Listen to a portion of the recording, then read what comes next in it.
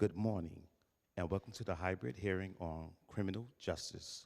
Will council members and staff please place all electronics device to vibrate or silent. Testimony can be submitted to testimony@council.nyc.gov. Once again, that's testimony@council.nyc.gov. Chair, we are ready to begin. Good morning, everyone. I am Councilmember Carlina Rivera, Chair of the Committee on Criminal Justice, and I am glad that you can join us for today's oversight hearing on the Rikers Island Interagency Task Force. On May 12th, Mayor Adams formed the Rikers Island Interagency Task Force via Executive Order 16. The goal of the task force is to resolve issues identified by the federal monitor who was appointed pursuant to an ongoing lawsuit regarding excessive use of force, as well as any issues identified by the plaintiffs or the U.S. Attorney's Office. The task force was designed to cut through bureaucratic red tape and is a part of a larger plan to address the foundational issues that stand in the way of compliance with the consent decree as identified by the monitor. The task force is chaired by Chief Counsel Brendan McGuire and Deputy Mayor for Public Safety Philip Banks, and includes representatives from the Department of Correction, the Mayor's Office of Criminal Justice, the Law Department, the Office of Labor Relations, the Office of Management and Budget, the Mayor's Office of Contract Services, the Department of Citywide Administrative Services, and the Department of Design and Construction. Today we are joined by Chief Counsel McGuire and representatives from DOC, MOCJ, and Correctional Health Services, and thank you for being here, Commissioner. The situation on Rikers Island is serious. The monitor wrote in a March 16th letter that there is an imminent risk of harm to incarcerated individuals and staff in the jails. The plaintiffs and U.S. Attorney have also proposed placing Rikers Island into federal receivership. Since our last hearing, 4 people in custody have died, including 3 just last week. We send our deepest condolences to their family and to their friends. In short, the actions this task force takes determines the future of Rikers Island and the safety of people in DOC custody. So today we are hoping to learn more about the actions the task force has taken so far and how those actions are designed to address the issues identified by the monitor. We also want an update on the conditions on Rikers Island. We will also be hearing several bills.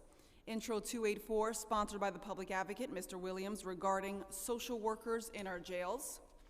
Intro 349, sponsored by the Public Advocate, Mr. Williams, regarding dyslexia screening and treatment in our jails. Intro 356, which I am the sponsor, regarding a child visitors program for children visiting people in our jails. Intro 357, which I am the sponsor, regarding an electronic case management system to track investigations of sexual abuse. Intro 385, sponsored by Councilmember Caban, regarding reporting on programming and fiscal information. Intro 456, sponsored by Councilmember Powers, regarding the maximum fee for transferring money into the accounts of individuals in DOC custody. Resolution 156, which I am the sponsor, calling on the New York State Legislature to pass and the Governor to sign the Treatment Not Jail Act. We look forward to hearing testimony from the administration, advocates, and the public on these important pieces of legislation. And I want to thank the incredible committee staff, Agatha Mavropoulos and Kishorn Denny, for putting together this hearing. And thank you to all the council members in attendance today, including council members Stevens and Carr. I will now turn it over to committee counsel to swear in the members of the administration. Thank you. I will now administer the oath to all members of the administration. After I say the oath, please wait for me to call your name and respond one by one. Please raise your right hand. Do you affirm to tell the truth, the whole truth, and nothing but the truth before these committees and to respond honestly to council member questions? Chief Counsel Brendan McGuire. I do. Commissioner Louis Molina. I do. Kat Thompson. I do. Chelsea Card. I do. Melissa Guillaume. I do. Deanna Logan. I do. America Canas. I do. And Jeanette Merrill. I do. Thank you.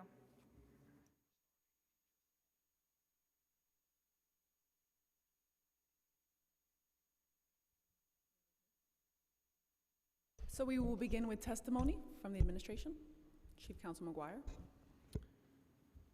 Thank you, Chair Rivera, and good morning to members of the committee. I am Brendan McGuire, Chief Counsel to the Mayor and City Hall. I also serve as co-chair, as Chair Rivera noted, with Deputy Mayor Philip Banks of the Rikers Island Interagency Task Force. It is in this capacity that I testify before you all today. On May 12th of this year, the Mayor issued Executive Order 16.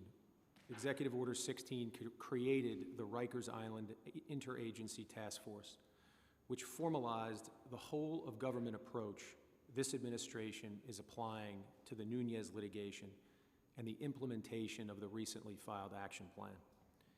This administration has been fully supportive of the Department of Correction and the Law Department since January, and the establishment of the task force reinforces this commitment to identifying multi-agency solutions, surging resources where needed, and minimizing bureaucratic delay.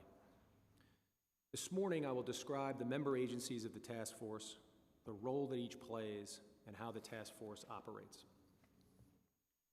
Because the task force meets under the direction of the Law Department in connection with the ongoing Nunez litigation, its work is subject to the attorney-client privilege and attorney work product protection. As a result, I may be limited in my ability to discuss some of its work. First, the membership of the task force. All of the parties to the Nunez litigation, including the plaintiffs, the monitor, and the U.S. Attorney's Office, have for years called for full City Hall support to comply with the consent decree. Based on our review since we began in January, we concluded that that level of commitment had not been made in the past. And we recognized that we needed to establish a mechanism to ensure that every relevant agency treated Rikers Island as a top priority, and to enable the Law Department and the Department of Correction to obtain prompt and thorough responses to Rikers litigation issues. We believe we have achieved that with the task force.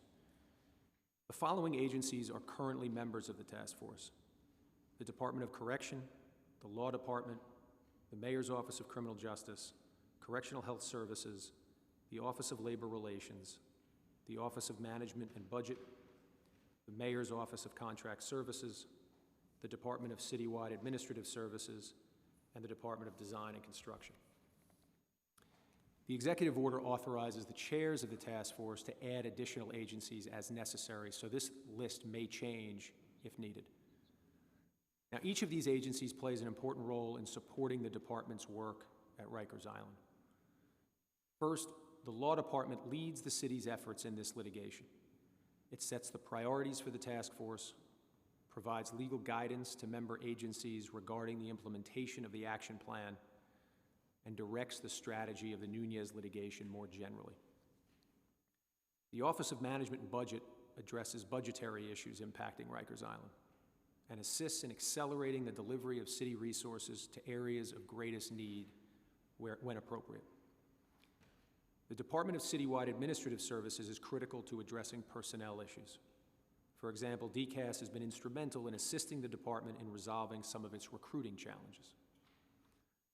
The Office of Labor Relations takes the lead with the unions who represent the men and women who work at Rikers and provides advice and guidance to the Law Department regarding policies that affect the unions. The Correctional Health Services team advises on relevant healthcare-related issues. The Department of Design and Construction has played and continues to play a significant role in repairing the physical deficiencies at Rikers. The Mayor's Office of Criminal Justice supports the task force's efforts to reduce delays for Rikers-related cases, serving as our liaison with the district attorney's offices and the courts. And finally, the Mayor's Office of Contract Services is available to provide advice and guidance on relevant Rikers-related contracts. The task force meets at least once a week as a whole, while smaller meetings among member agencies occur on a daily basis. As co-chairs of the task force, Deputy Mayor Banks and I regularly update the mayor on the work of the task force. And we all understand that time is of the essence. And with the mayor's full support, we are fully committed to this mission. As co-chair of the task force, I take seriously my obligation to work with the Law Department and the Department of Correction to keep all of the member agencies focused on our ultimate objective, the efficient and complete implementation of the action plan. With the efforts of the task force, the Department of Correction, and other stakeholders, including this council, I am confident that we can achieve our goal of building a functional, safe, and humane jail system. Thank you, and I'm available to answer any questions that you may have.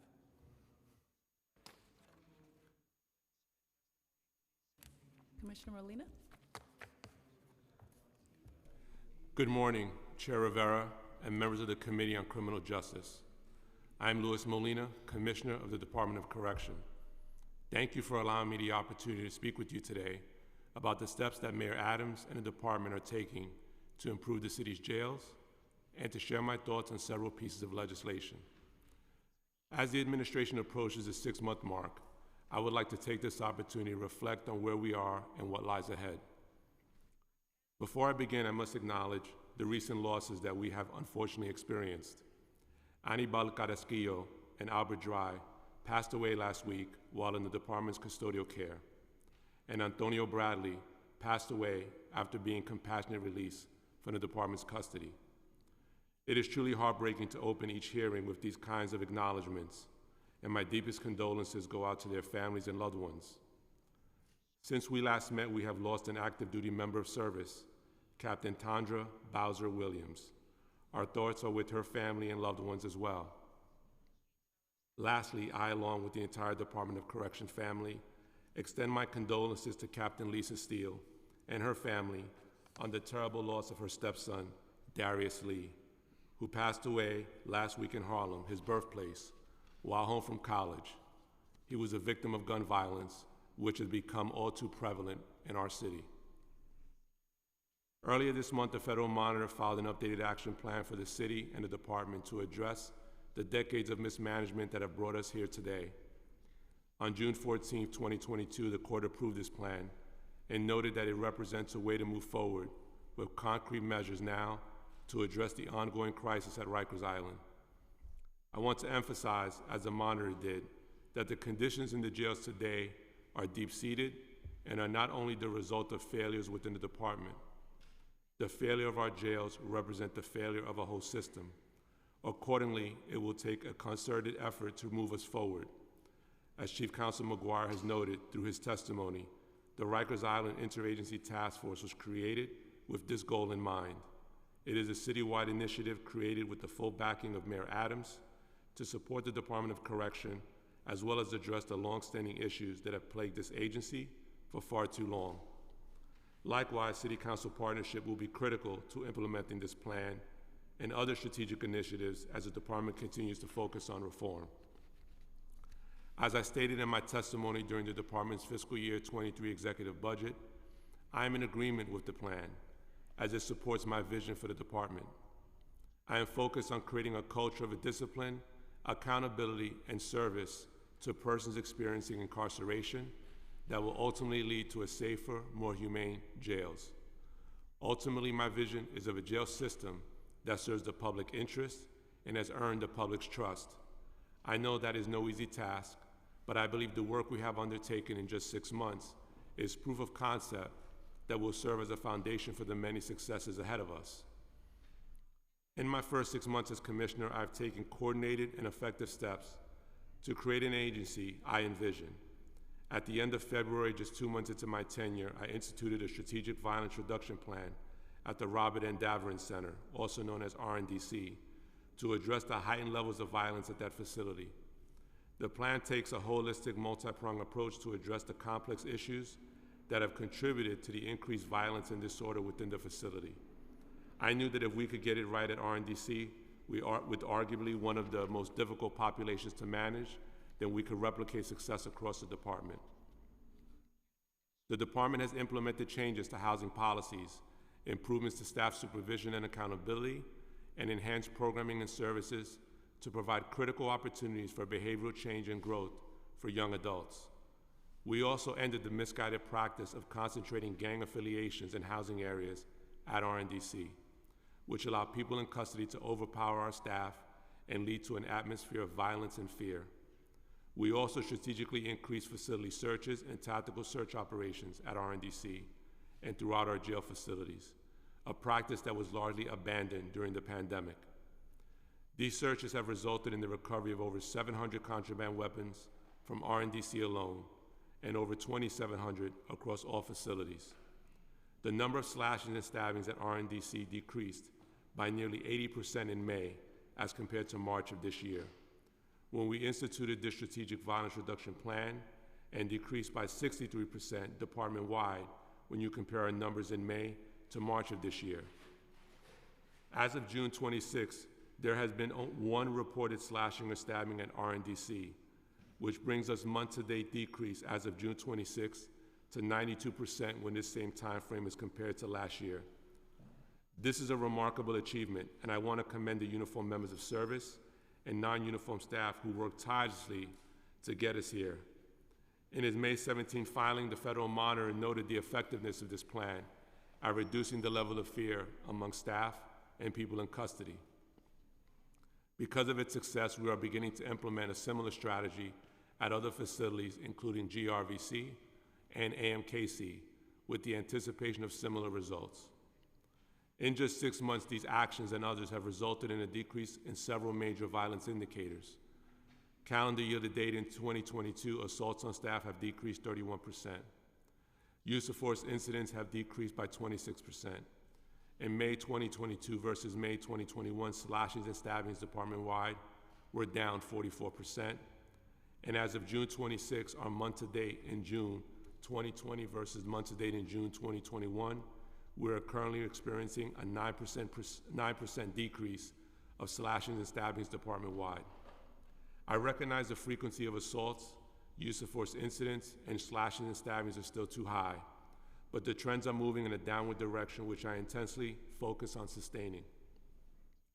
Of course, our facilities do not exist in a vacuum. They operate within the broader context and culture of the entire agency. Implementing best practices and sustaining positive trends cannot occur without well-trained staff to perform their duties, along with a timely and meaningful discipline process for those who do not or cannot perform those duties.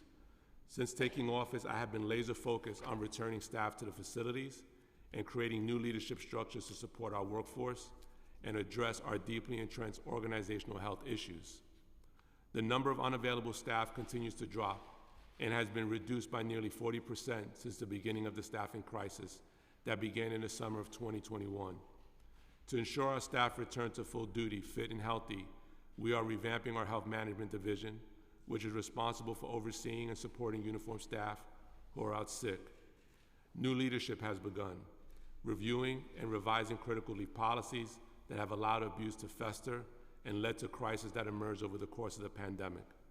I look forward to sharing updates of these efforts with the Council once they have been finalized in consultation with the monitoring team. In conjunction with these efforts to engage staff who are out sick and support them in returning to duty, we have been taking a close look at those members who appear unable or unwilling to fulfill their obligation to this agency and this city. In order for the Department of Correction to succeed, it is imperative that expectations for staff conduct are clear and that the consequences for violation and failures to fulfill duty are swift. Per the action plan, we are employing creative recruitment strategies to ensure that critical positions in our trials division are filled with qualified candidates.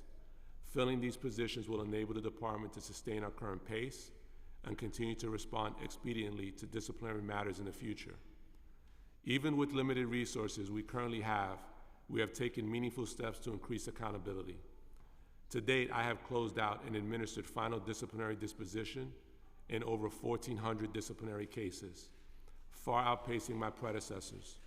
Nearly 300 medical incompetency cases have been referred for discipline, which is almost twice the number of cases referred for discipline in the entirety of 2021. Over 150 members of service have been suspended this year for sick leave abuse, and some of those members have been referred to the Department of Investigation for further review. We intend to expedite the processing of more egregious cases to demonstrate unequivocally that these abuses will no longer be tolerated. I believe these initial steps have put us on a path toward improved practices and greater accountability, and I look forward to updating the council on progress in the future. Now I would like to take a moment to highlight a few of the legislative items on the agenda today. Intro 284 would require the department to maintain a ratio of 1 licensed social worker for every 10 people in custody. Fundamentally, I believe we share the goal of providing high-quality programs and services to people in custody that support better responses to conflict when violent behavior emerges, promote skill building, and ultimately reduce recidivism. While licensed social workers serve an important function, they are not the only individuals qualified or best suited to work with our population. DOC currently employs or contracts with many passionate individuals who do not meet the definition of social worker, yet provide invaluable services to our population, such as our credible messengers. The skill sets that various professionals have make them ideally suited for this work.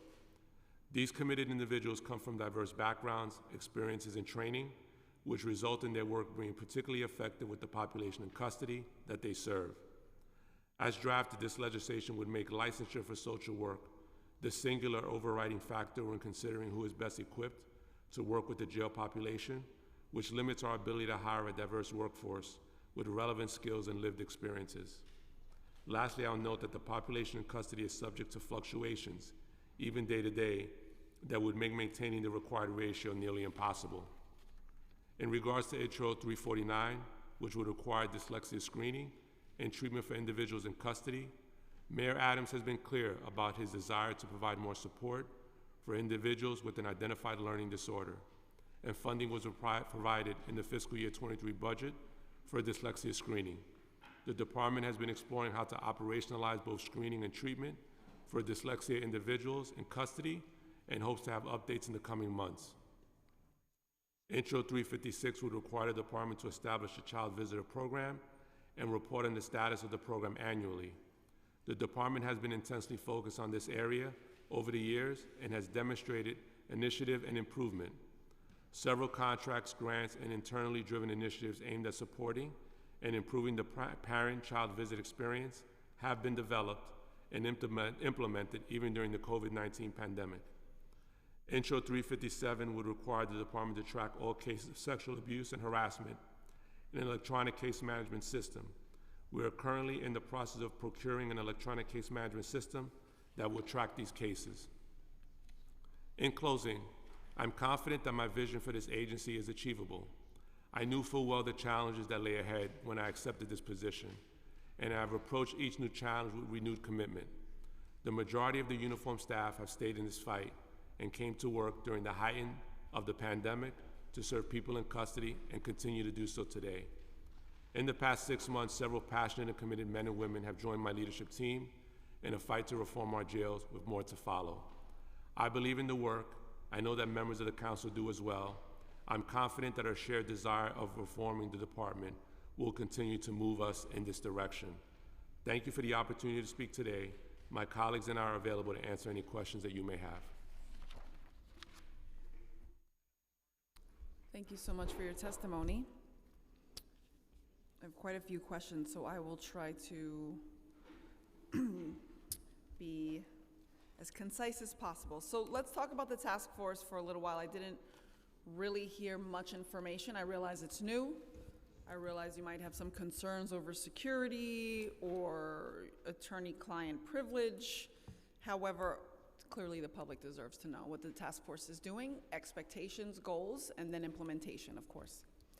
So is the task force fully up and running at this point, and how has the task force defined measures of success, and how will that be reported back to the public?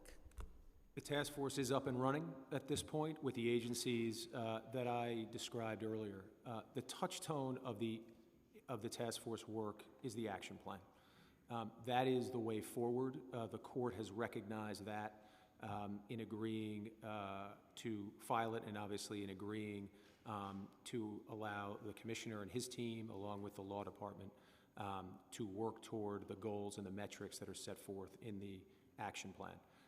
Our focus at the task force is to do everything possible beyond the Department of Correction, beyond the law department, to support those two agencies that are taking the lead in the implementation of the action plan. So so goes the action plan, so goes the task force. In other words, we do not have a separate mandate here. We are not working on some kind of separate task. We are focused here in supporting the department and the law department in the efficient and complete implementation of the action plan. So how does the task force compare to the interagency division within the Department of Corrections? How often do they meet, and what are the bureaucratic red tape items that the interagency task force is attempting to supersede? So to be clear, the task force is a collection of the relevant agencies that are external to the Department of Correction. And obviously, if this challenge at Rikers Island is going to be solved, it is going to require a whole lot of work from agencies and from people outside of the Department of Correction. That much is clear.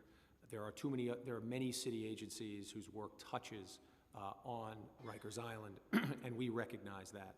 The question is, how do you set up a mechanism so that every one of those agencies, who have many other missions every day, to ensure that those agencies treat Rikers Island as a priority on a daily basis, given the crisis there?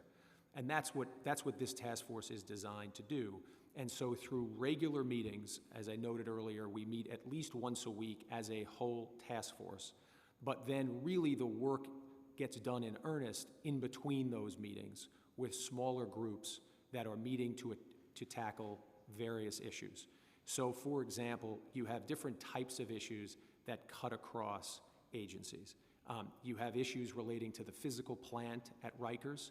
That may involve the Office of Design and Construction, as well as OMB, as well as some other agencies, where, as you all are familiar, there can sometimes be conflicting priorities and practices within individual agencies that have not previously had to work together on one particular priority.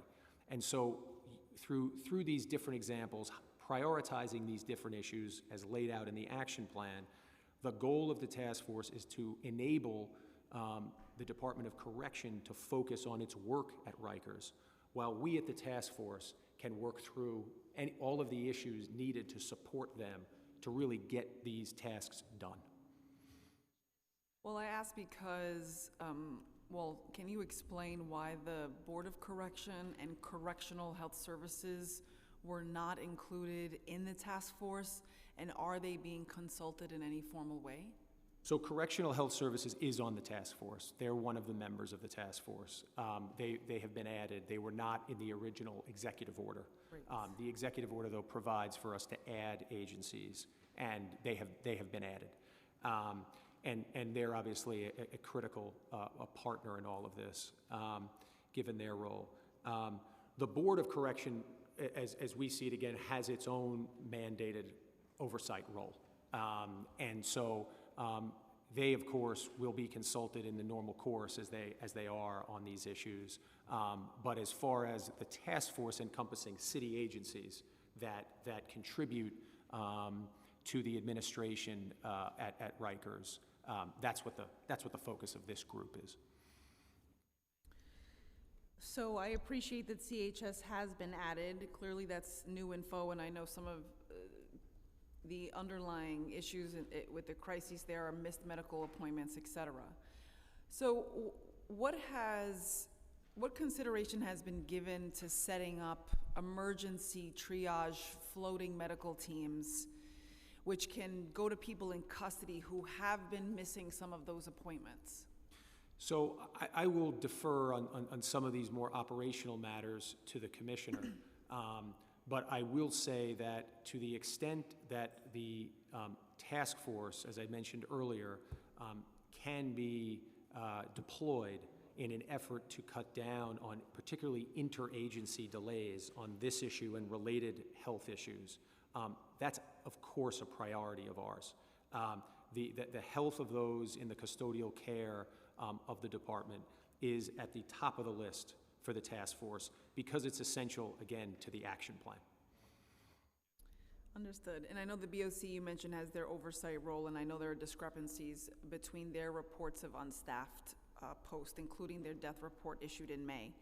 But I want to ask about the law department. What role does the law department have in this task force? What issues are they tasked with addressing? Also, a little bit more about the Office of Labor Relations. You kind of went through them very, very briefly. You just touched on kind of their general role. But if you can go into some detail as to the agencies. So it's Law Department, Office of Labor Relations, the Office of Management and Budget, the Mayor's Office of Contract Services, DCAS, and DDC. Sure.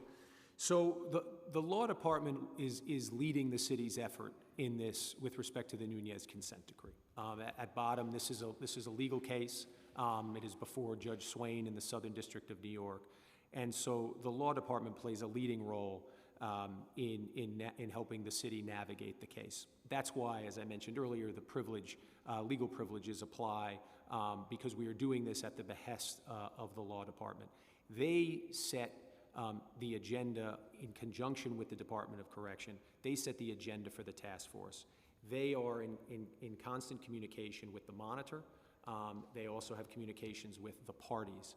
And they played a leading role, along with the commissioner and his team, in developing the action plan.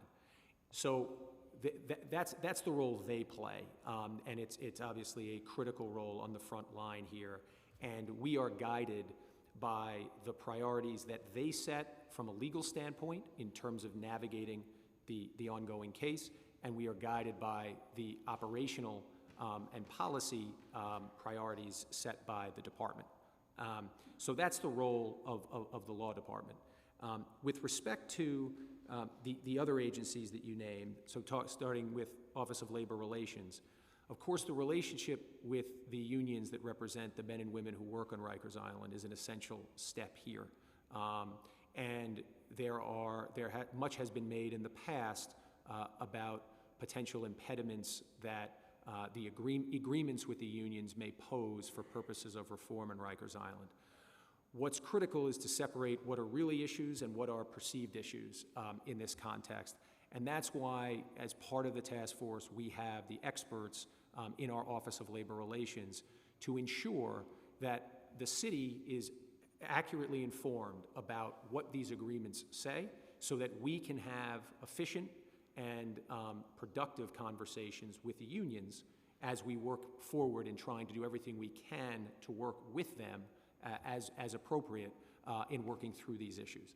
I think too often, if we attempt to sort of to do this on our own without a dialogue with the unions, without being sensitive to the requirements in the agreements that the city has with them, this will not be as productive and efficient a process.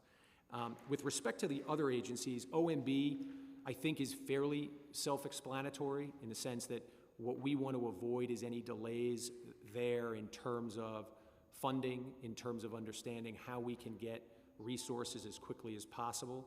Because again, it's not just about funding Department of Correction in a lot of these cases. If you're talking about DDC and their role with respect to the physical plant at Rikers, that's obviously going to require the role of OMB. So they're an essential agency in this as well, and ensuring that there are no keeping the internal delays there minimized as possible. And then I don't know if you wanted me to go through, Chair, any of the others. I lost track of your list. Were there any other particular agencies that you named that I hadn't touched on yet? I mean, that was helpful. I guess I look forward to, well, actually, let me just ask, how does the task force plan to maintain transparency and integrity in the due process of holding correction officers accountable? And will the task force be issuing any public reports on their efforts? So just to take your second question first, the efforts of the task force are going to be reflected in the action plan.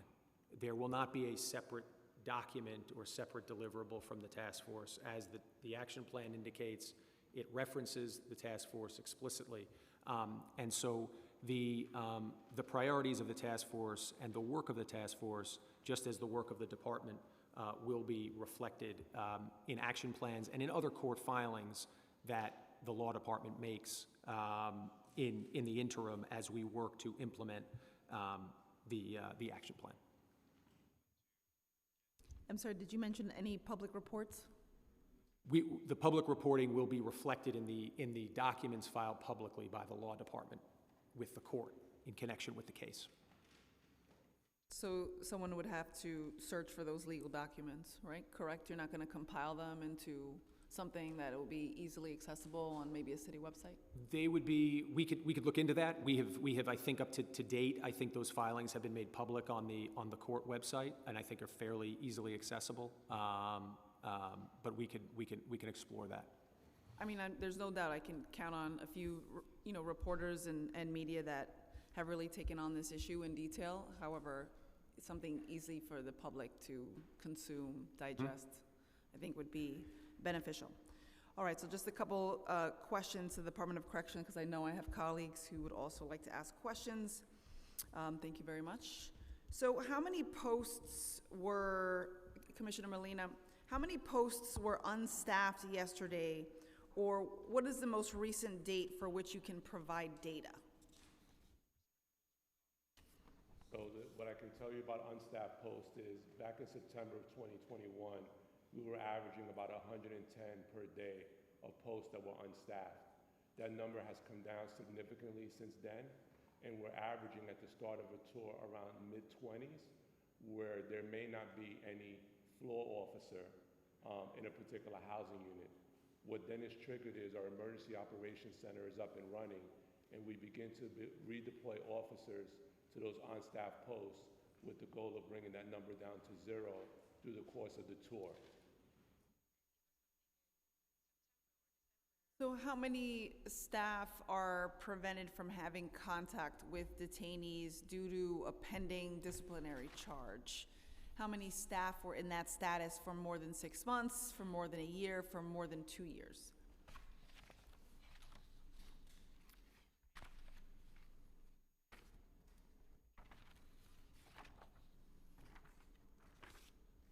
So as you heard in my testimony, I'm intensely focused on discipline and accountability, and I can confidently say that this administration has outperformed prior administrations in every way, even with the diminished resources we currently have. To date, 162 officers have been suspended for abuse of sick leave policy since I took office. That's more officers suspended than in all of 2021. As you heard in my testimony, nearly 300 medical incompetency cases have been referred to for discipline, which is almost twice the number of cases referred to in 2021. And I have signed off on over 1,400 disciplinary cases since January, far outpacing my predecessor, and approximately over 250 of those cases resulted in separation from the department. Specifically to your question as of who cannot have contact with detainees, we currently have 118 members of the service that are unavailable to have contact with individuals in custody as a result of pending disciplinary action. So you asked how many members have been more than 6 months in this status. That number is 35. And I believe you asked how many have been more in this status in a year. That number is 30. And more than 2 years, that number is 13. Okay, thank you.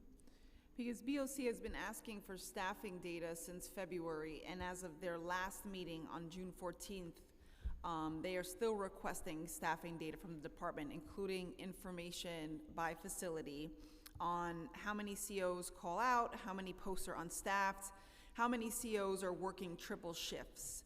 Why is this information not being provided to BOC? And we're of course disappointed that BOC could not join us today. That we know they have extremely limited resources, and given that they were not included in the task force, unfortunately, had no updates to share with us about communication or collaboration with DOC in relation to the task force. So if you could just let us know, since June 14th, has there been any contact, and why has that information not gotten to BOC? So I have regular contact with the Board of Correction members or their executive director. We do provide the Board of Corrections with the same staffing data that we provide the federal monitor. So, they have made requests for other nuances of data. You have to keep in mind that our department is a very paper-based driven department. So we are looking at technologies that can improve not only our scheduling, but our ability to track individuals, where they're going to be on post and at what time. And we would be happy at that time, as we evolve our sort of tracking system to be able to do that, to share that with the Board of Corrections at that time. But at this time, we're providing them with the staffing data that we provide also the federal monitor. So this new technology that you're bringing into the department, it's also going to include an electronic case management system that are going to track sexual abuse and harassment cases? Well, that's different. An electronic case management system is really to manage sort of the investigative pace of cases and what the outcome of those cases result will be. Absolutely. That's different than we're looking at employing a scanning technology so that we know when a particular officer goes to a housing unit, we can know where all of our officers are deployed to. I asked because it didn't say whether you supported Intro 357, but it said you were currently in the process. So I wasn't sure if there's some sort of tech overhaul that's happening within the department that includes the former and the latter pieces that you mentioned on how to track something electronically. Yeah, so I think when we're looking at our applications that we currently have within our portfolio and how we want to align with best practices, the enterprise case management system or electronic case management systems is one of those things. I think that scanning technology to determine who is at a particular housing unit is a different application and system than an electronic case management system. I'm sure that the two will complement each other if we have an allegation to investigate regarding somebody being off post, but they're two different systems. Is the task force working to help the department implement scanning technology?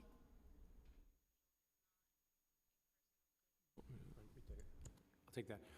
At this point, obviously the updating the department's resources and ensuring that it is leveraging technology is certainly an issue that the task force is focused on. In terms of specific technologies, we are prioritizing those based on the department's the needs that the department lays out for us. And at their last meeting, BOC reported horrendous conditions in the intake area of EMTC. A key concern is that individuals are not being transferred to their assigned housing units in a timely manner, causing overcrowding. How is DOC addressing this issue? So at this time, EMTC is a facility that is best suited to process new admissions. The Center for Disease Control continues to recommend then that correctional facilities maintain isolation and quarantine procedures and remain nimble in the case a new variant emerges and more precautions are needed to be enacted. We recognize that we're still not where we want to be with staffing levels, and we will continue to address staffing issues in real time through our Emergency Operations Center.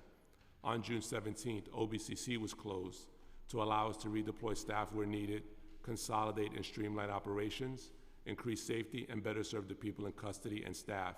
Many of these staff have gone to EMTC to support and stabilize the operations there.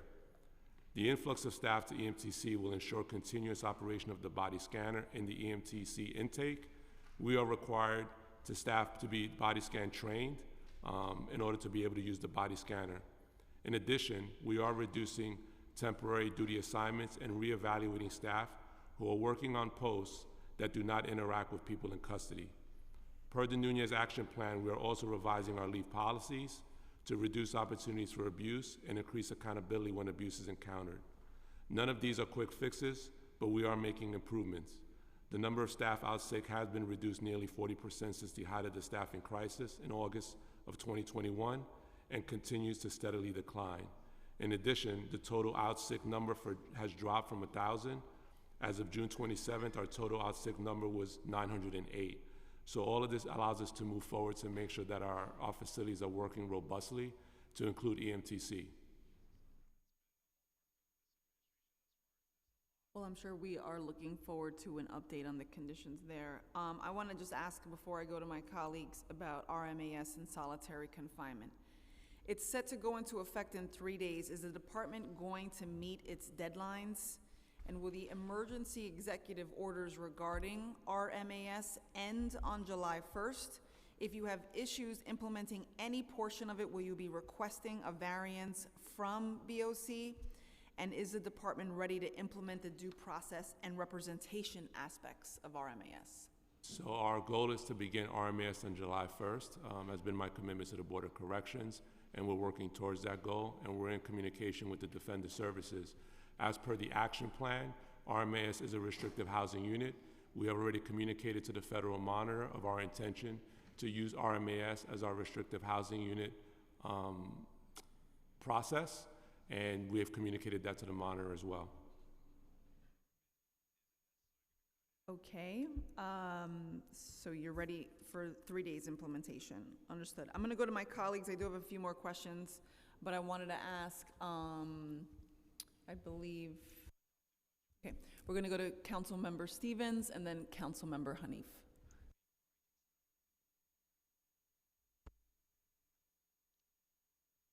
Councilmember Stevens? Thank you, Chair. Appreciate you making space for us so early. Good morning. Are you considering strategies to expedite the closure of Rikers and development of the borough-based jails? If so, how? I'm sorry, the expediting of the borough-based jail plan? Yeah. So the borough-based jail plan, as this council knows, is sort of settled law, and the borough-based jail plan is on schedule to be on target to open in 2027. So those efforts are underway now. The points of agreement on closing Rikers included a commitment to continue convening a culture of change working groups to guide the development of new programs and staffing plans for the borough-based jails. Does DOC plans, though a task force or another process, to engage with external stakeholders who have families at Rikers or people who are formerly incarcerated? Do you have any structures in place for ongoing engagement, or do you plan to put one in place? So since I've been here, I've met with probably nearly over 100 different advocates, individuals that have been impacted by incarceration, the formerly incarcerated. So I've had open communication with many, many people on a number of issues. As the Monitor has stated, and according to this action plan, the action plan is to right-size the department to deal with the Department of Crisis. We are thinking about, and it is part of our sort of thought process of how we can better engage community stakeholders on the macro vision for our jail system, and that work is ongoing. Okay, and so you're in the process of creating like some type of engagement, a more formal structure? We're looking to develop something like that, but something that can speak to the entirety of the department and not just sort of specific nuances of it. Okay, thank you. You may be aware that the points of agreement, the plan to close Rikers Islands include a commitment to develop a 380 additional supportive housing beds for people with behavioral health needs who frequently cycle in and out of jail, called Justice Involvement Supportive Housing. The opening of those units have been delayed indefinitely due to insufficient funding allocated. Are any efforts underway to ensure that the RFP is reissued with proper funding? So while I'm a supporter of supportive housing, I think it's a good tool for ATI as well as prevention. That I directly do not fund supportive housing, so I'd have to defer that question to someone at City Hall. Okay. Do you believe the operations of jails would be improved if those resources were placed to keep people with behavioral health needs out of jail? In the context of supportive housing? Yes. So I think supportive housing has proven that it can be successful in not only as a prevention, but as an alternative to incarceration. For those that are re-entering into their communities, some individuals we recognize need support in those endeavors, and we make every effort to connect individuals that are being released from our custody, whether it be sentenced individuals or detainees, that they're connected to one of our strategic partners that work with us on Rikers Island, partners like Exodus, FedCap, the Fortune Society. So I think people that are vulnerable and have challenges, they need navigators in society, so I would support that. Is this the type of issue you think the task force could help address? If not, who do you think should address this? If not the task force, if this is something that they could take on? I'd have to give that some more thought. I mean, the task force was created to really deal with the operationalizing of making sure that we meet our challenge with the action plan and to make sure that we're successful with the action plan.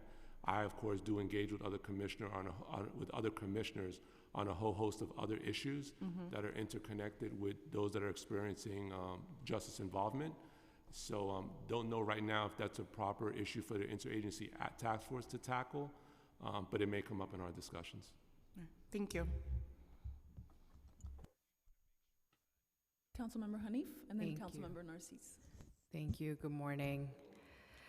So what timeline does the task force anticipate for ending the emergency executive orders that have suspended minimum standards since last fall? So right now, we are focused on the implementation of the action plan, and I think the best way to answer that is to say that we are going to be guided by the action plan and the degree to which we can make progress on the objectives of the action plan. That will inform our approach to the emergency executive orders as well as other areas that are related to Rikers. So that's really what drives us, is going to be the objectives and the metrics within the action plan.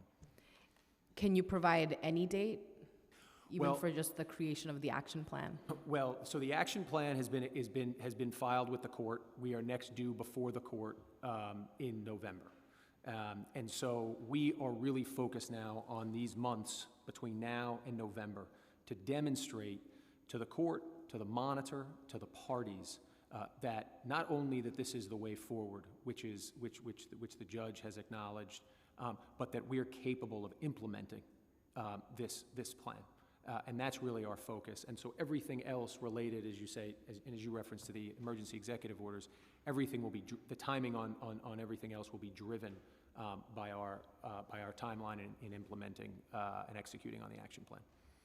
So then, based on that, has the task force identified reasons that the DOC, with the higher ratio of uniformed officers to people in custody than any other jail system in the nation, is currently unable to meet minimum standards? Like, November is a long time away. What's being done right now to streamline that and expedite? So you're exactly right. November's a long time away, but we are every day acting with urgency. There is no sense of, we cannot wait until November, and we are not. We have been acting with urgency since the beginning of this year. And so what we do with respect to this issue, as well as all of the other issues that are addressed by the action plan, is on a regular basis, we are in dialogue with not just the department, but of course other agencies that may bear on these issues, to ensure that any contributing factors to these standards and to any of these other issues that can be addressed, in which we can support the department by assisting with other agencies, that we're doing that. So without being able to get into specifics in terms of this specific issue and what we're doing today, I can say that it is certainly a priority for the task force. And what we're doing is doing everything we can in supporting the department in executing on the provisions of the action plan that relate to this issue. Can you more specifically name the contributing factors you've identified? I'm going to defer on that, just because we're in the process of discussing that, and we're discussing that internally. We're discussing it also, obviously, with the monitor. But needless to say, there are a variety of factors here, and to the extent there are any that can be alleviated or eliminated based on work based on the inputs of other agencies, the task force is going to address those in an effort to support the department. The department obviously has its own challenges with respect to this issue that it's focused on. Anything that's beyond that we taking our lead from the department, the task force will focus on that, but it is certainly a priority. Yeah, that's disappointing to hear, given that 3 people died on the island last week. And I recognize that the task force is underway, and there's this November deadline you're trying to meet. But withstanding that, do you believe that the DOC could immediately comply with minimum standards if there were a lower jail population?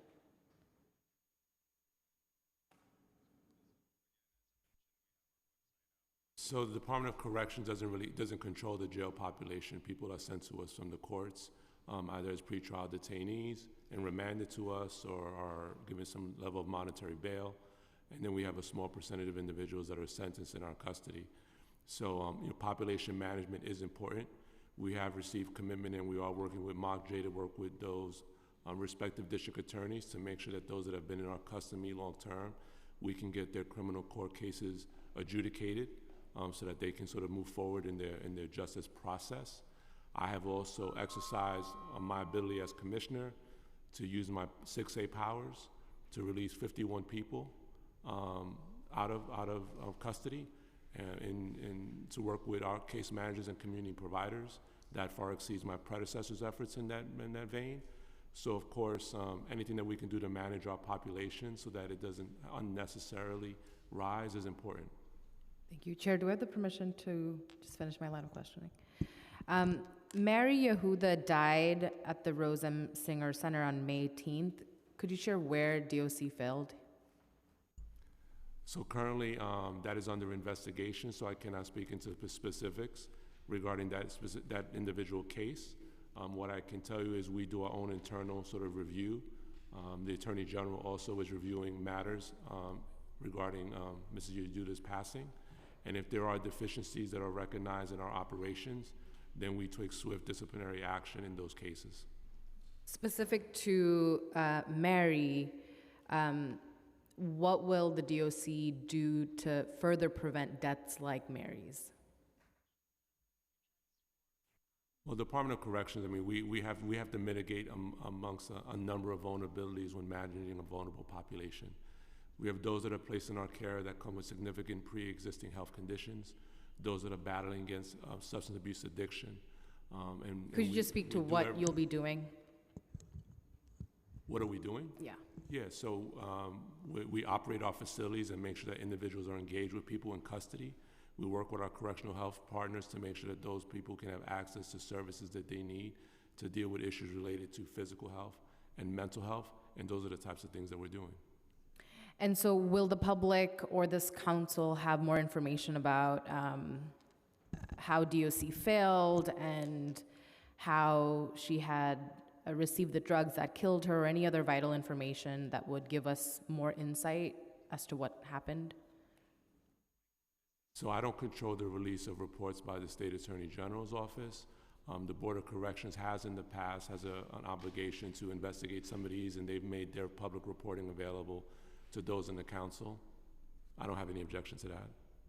Okay. And then finally, how are you planning to address the mental health needs for women who are incarcerated? Well, the mental health needs of everyone in our custody is important. We do have a lot of robust programming when it comes to the women that are placed in our custodial care. We have a strategic partnership with our correctional health services, in addition to other programmatic providers that provide some level of engagement with those that are experiencing the effects of mental health illness within not only our women's population, but also our males population. And that work continues to be ongoing, and anywhere we can learn to be able to deliver services better, we're open to being a learning organization to do that. Thank you. Thank you, Councilmember. Councilmember Narcisse? Thank you. Good morning, Madam Chair. Thank you. I know, Commissioner, we met, and for me, it was very hard. And I would say thank you to Chair Rivera that took us for the trip. And one of the things, as a nurse for over 3 decades, when I go somewhere and seeing people are being treated like worse than animals, because we don't put animals right now in cages, but we seeing those young folks looking terrifying, looking like mental health should be our priority. But I'm not going to put all the blame on you today, because I know you came to the height of the pandemics. It's difficult, but unfortunately, you are the one in the position, and we need solution to the problems. This is a problem that's been chronic, and one of the things I always have problem, we live in the most advanced country, and yet we cannot follow the other country that we claim that not doing as well as we are doing. But yet, the way we're treating our incarcerated folks, that means we have to keep on pressing and to do better. And one of the things that I believe that you want to do better. And I'm looking forward to see how we can do better with the population in Rockies. And right now, I want to know, what are you doing? Because last time we spoke about mental health. What are you doing to make sure that everyone that step in your jail, to make sure that they have the full assessment and they have the follow-up, they get the medication required for them to be not only functional in jails, but as well as outside. And the follow-up, I'm sure my colleagues already question about how we're gonna make sure that we follow, but right now, I wanna know what you're doing to make sure their mental health are being addressed in the jail. Thank you for your question. If I can just parse out some of it. First of all, I think our criminal justice system in this country, specifically jails and prisons, in no question, needs reform and evolution as a holistic approach to how we manage our incarcerated population in this country. I think when you look at what we've done at RNDC, which was our most volatile facility when I first was appointed, and our strategic violence plan regarding RNDC was not just about safety and security. While it's important that we have a foundation of safety and security, it was a multi-pronged approach, working with our partners, which are nonprofit providers that are providing services to the community that's incarcerated, specifically credible messengers, making sure that we had our faith-based community involved with that group of young men that were responding in violence to issues of disagreement. And I think what we've yielded there has been a blueprint for how we can move forward with managing a very volatile population very humanely. In April of this year compared to April of last year, we saw slashings and stabbings go down 24%. In May of this year compared to May last year, they were down 64%. And month to date in June compared to June of last year, they're down 92%. We've only had one slashing and stabbing in RNDC since June 26. That is a remarkable improvement from where we were back in March at the height of when we saw violence creeping up, because we were rebalancing our housing units so that they weren't gang-affiliated housing. As it relates to providing individuals with care to address their mental health issues, we work with our correctional health service providers. They're strategic in this partnership with us in making sure that they're assessing individuals, providing for patient care where needed, to include medication management for these individuals.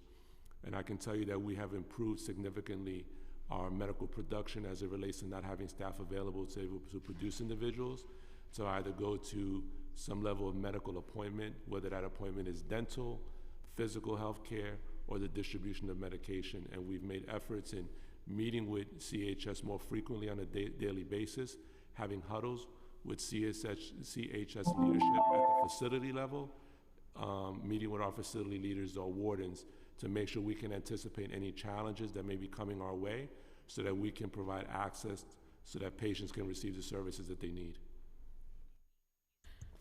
I thank you, but we had a situation that we spoke about, the staffing issues, like being out sick.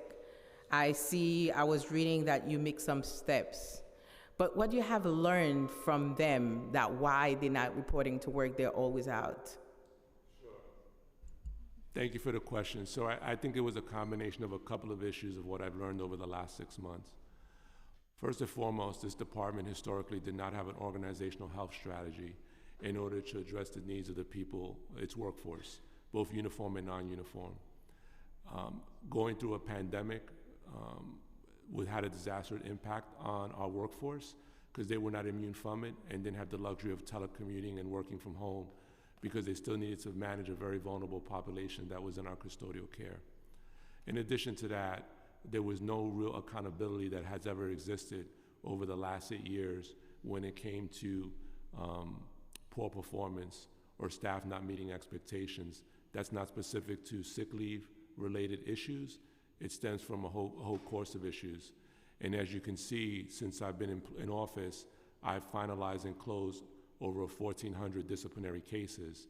In some of those cases, people separated from service because this may not have been the right job for them, or we felt that their performance was bad enough that they should not be with the department anymore. But in the majority of cases, what we were able to do is provide progressive discipline, training where needed, to support staff to move forward in a better direction with their career as correction officers. What we have seen since the height of last summer is a nearly 40% improvement of staff that are being out sick. I referenced earlier in my testimony that our staffing numbers overall for people that are out sick has hit under 1,000. We're at about 908, I believe was the number this morning, which is a significant way of where we were last summer dealing with these issues. So we're talking about human behavior. We're not going to punish our way out of this, but I could tell you the majority of our uniform and non-uniform workforce came to work to provide services to a very vulnerable population when others in our system that we generally depend on didn't have the availability to be able to do that. I want to say thank you, but Chair, there is a question that CM Chris Marte sent to me. Can I ask it for him? Is that okay? All right. Since Rikers is failing and we have an opportunity to move the women out of there, why haven't we yet do that? That's Council Member Chris Marte that want to know, and Lynn Schulman. They recently sent a letter asking why the women cannot be relocated from Rikers to MDC for a women-only facility and not the Queen co-ed facility. When do you plan to respond to that letter? And second, has the city done a feasibility study to alternatives to the new mega jail in Chinatown, and can it be released to the public so we can take a look to see how possible it is to move the women-only facility there? Thank you for relaying Councilmember Marty's question. As it relates to his letter, I'm sure a response is being prepared to respond to the Councilmember Marty's and other council members' letter regarding the women. As of right now, a borough-based jail plan was passed by the previous administration and council, and in that borough-based jail plan, women will be relocated to the Queens Kew Gardens facility, and that plan is moving forward that way. I'm always open to listening to other suggestions that others may have if we could do things better. But as of right now, that is the plan that was voted on and passed, and that's how we are moving forward. So can you kindly answer to my colleague's letter? Because apparently that's what they want to know, why they sent the letter and no response. So we're working on a draft to respond to the council member's letter, and as soon as we have that finalized and done, we will be sending it to them. So do you know when, approximately? It's being worked on, and as soon as we have it available, we'll send it. I'm sure it'll be in short order.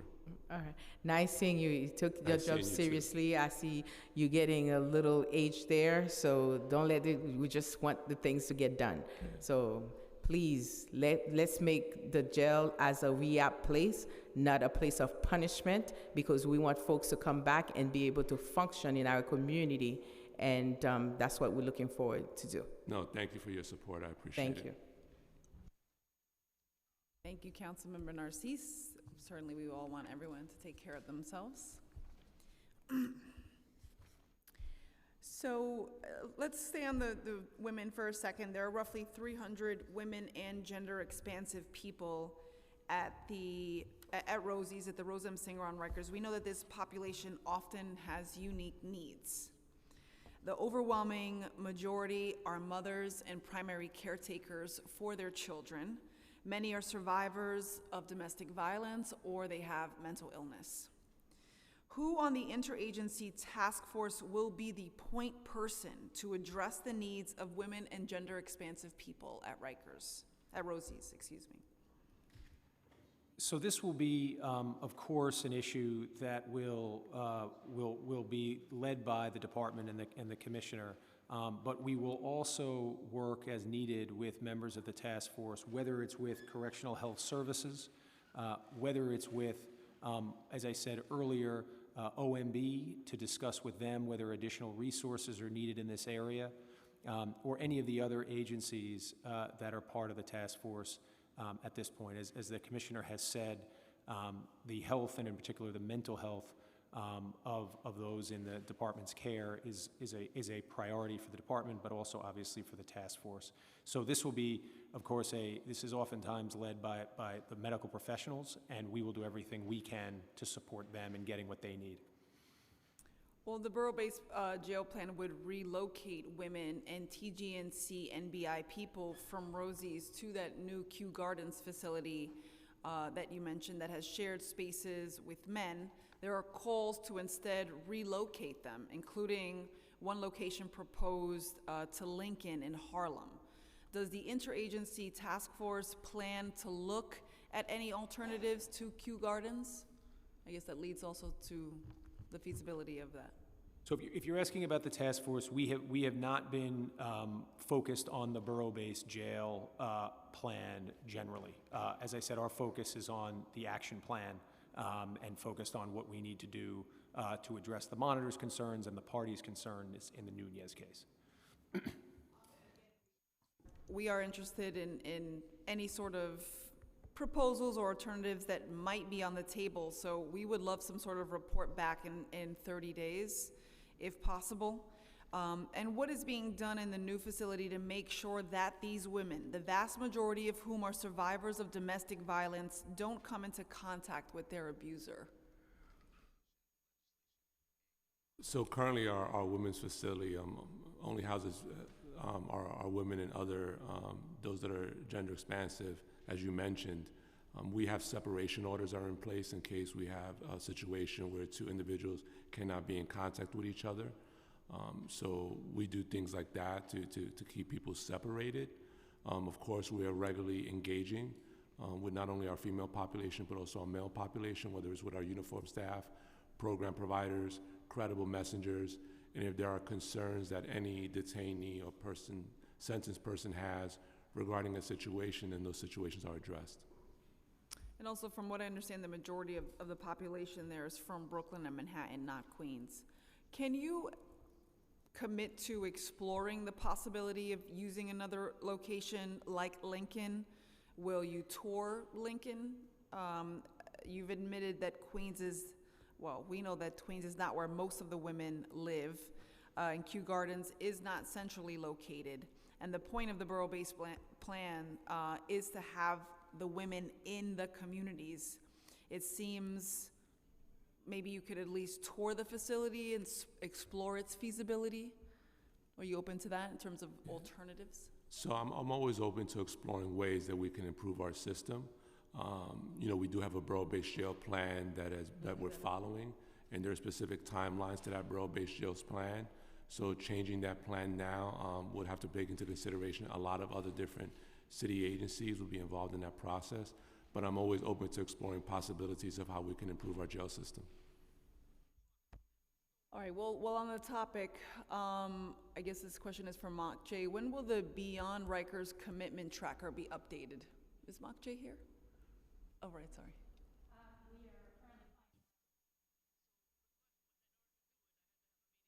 You're finalizing the language and hope to have it by when? Very soon. Very soon? How soon? Great. I know they're also expecting you next door, maybe, Mok J. Just one for a point for Councilmember Farias. Okay, a couple just more questions, and I thank you. I realize how much time you've given us. We appreciate it. Just on the subject of doors, how many cell doors have been replaced in the past month? And the June 10th plan requires that 950 new doors, requires 950 new doors by July 31st, 2024, a full 2 years from now. Why does it take so long to replace doors? So the challenge is not only the volume of work that has been neglected over the last 10 years on Rikers Island, but also dealing with supply chain issues and things like that in order to put cell doors up. But I can tell you where we are now, because the cell door project actually started in phase 1 in April of 2019. And by October 2021, the department had installed 300 new doors, specifically in RDC, where our young adult population for males is housed. Phase 2 started in October of 2021, and we're expecting to conclude by next month, July. An additional 250 new cell doors will be installed at RDC. So we'll have a total of 550 new cell doors at RNDC, where currently 70% of our young adult population is housed in cell areas. And as you referenced, per the action plan, we will be installing an additional 950 new cell doors, which would include additional doors at RNDC as well as AMKC in phases, and all that's to be completed by July 31st of 2024. Supply chain, in addition to other factors, okay. In terms of the future of the infrastructure on Rikers and the plan for a renewable Rikers and the transfer to DCAS. So according to a recent report in the city, the DOC will not be handing over the recently shuttered OBCC to the Department of Citywide Administrative Services, DCAS, despite the mandate to do so under Local Law 16 for the year 2021. Why will you not be transferring OBCC to DCAS? Thank you for the question. So Local Law 16 of 2021 requires the mayor to evaluate whether there is any land on Rikers Island not in active use as defined by the law, and to transfer any land that is determined to not be in active use to DCAS. The law does not require the transfer of land if all land is deemed to be in active use. At the time the evaluation was performed, it was determined that all land is in active use and therefore no land will be transferred. It is also important to keep in mind that the Center for Disease Control continues to recommend that correctional facilities maintain isolation and quarantine procedures and remain nimble in the case that new variants emerge and more precautions need to be enacted. Vaccination rates for the population in custody remain below the city rate, and it is critically important that we maintain the flexibility to reopen OBCC if needed. We will again evaluate in December per the law and determine if land is no longer in active use and can therefore be transferred. Okay, I appreciate the answer. Clearly, this is an important part of the overall plan, and I do look forward to working with you on this issue.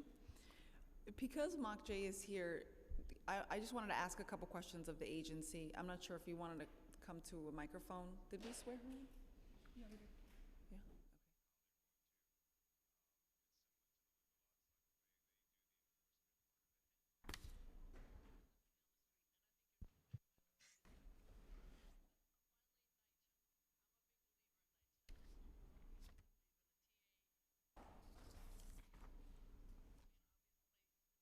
Thank you so much for being here. So what role does MOCJ have in the task force, and what issues is MOCJ tasked with addressing? Good afternoon, Chair. Deanna Logan, Director MOCJ. Thank you very much for your question. MOCJ, like our sister agencies, is supporting the task force. We are liaisoning with the Office of Court Administration, with the district attorneys, in our role as the coordinator for case processing. We are working to make sure that we are clearing the log jams that have had individuals on Rikers for extended periods of time. We are also making sure on the front end that our pre-trial programming is accessible and clear to judges so that they know that they are alternatives rather than setting bail and sending individuals to Rikers. So in the June 10th Rikers plan approved by the court, MOCJ is tasked with providing district attorneys and the Office of Court Administration with a list of individuals who have been held pre-trial for over a year. And how will MOCJ encourage the DAs and OCA to prioritize such cases? Has this list been produced yet, and how many people are currently on the list? So MOCJ has identified for each borough, with the exception of Staten Island, who has a much smaller population on Rikers Island, approximately 5 high-profile individuals who are the individuals that have been identified as being engaged in the most amount of violence on Rikers Island. Those individuals were provided to the DAs, and they're working to expedite those cases in order to also assist DOC in having less of the violent behavior that they are already starting to reduce. So that's 5 high profile on every borough, or just general? For each of the four Except Staten boroughs, Island. with the exception of Staten Island. Understood. Will you be establishing population review teams to expedite consideration of cases? We'll work with the DAs to figure out the best way to review population. Right now, we have a standing Tuesday meeting where we meet with the district attorneys to review both gun cases and individuals who have been on Rikers for extended period of time, those being a year or more. So the plan to close Rikers included a commitment to develop 380 additional supportive housing beds for people with behavioral health needs who frequently cycle in and out of jails, called Justice Involved Supportive Housing. The opening of these units has been delayed indefinitely due to insufficient funding allocated. Does the administration have any plans to allocate the additional $6 million to make this program viable and reissue the RFP? So we have been talking with all of the agencies that are involved in the quote-unquote JISH housing, as it's referred to, and also reviewing with the Office of Management and Budgets. And once we are updated as to where we stand on that processing as well as funding, we will be able to let the council know what the forward movement is for that. Well, I look forward to an update on that. I do think the administration should certainly be committed to something this important. So thank you both for your time and for your answers. And I don't know if my colleagues have any additional questions. I'm good, except that we have to focus as jails as a place for rehabilitation, not for punishment, because those are our brothers and sisters mostly in there, and mental health need to be addressed. That's my point. Thank you.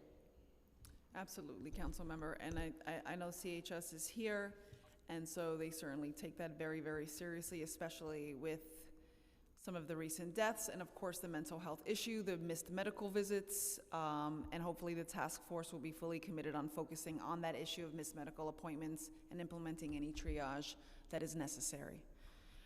So with that, I will thank you for your testimony today. All of you, thank you to the administration for being here. Look forward to the updates and to working with you. Thank you very much.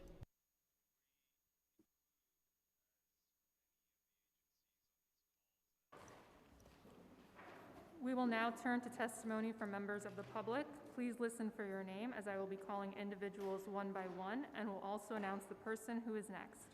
Once your name is called, if you are testifying via Zoom, please accept the prompt to unmute yourself and begin. Your testimony will be limited to 2 minutes. I would like to now welcome Zachary Katz-Nelson to testify, followed by Mary Lynn Werlwas, followed by Sergio De La Pava. Time starts now. Hi, good morning. I'm Zachary Katz-Nelson. I'm the Executive Director of the Littman Commission. Thanks for the chance to testify. Thanks for holding the hearing. Really faced with two urgent tasks. One is ensuring everyone in the jails is safe, and then closing Rikers forever. You know, together we can take steps on both those fronts. And I just want to touch on a few of those, because if we can make the jails safer now, it'll lead for a much better chance of success when we move into the borough jails in the future. And we really need transformational change, both in terms of bricks and mortar and operations. Just looking at the mayor last week when he was at Rikers, you saw that display of plexiglass and steel weapons crafted from the jails themselves.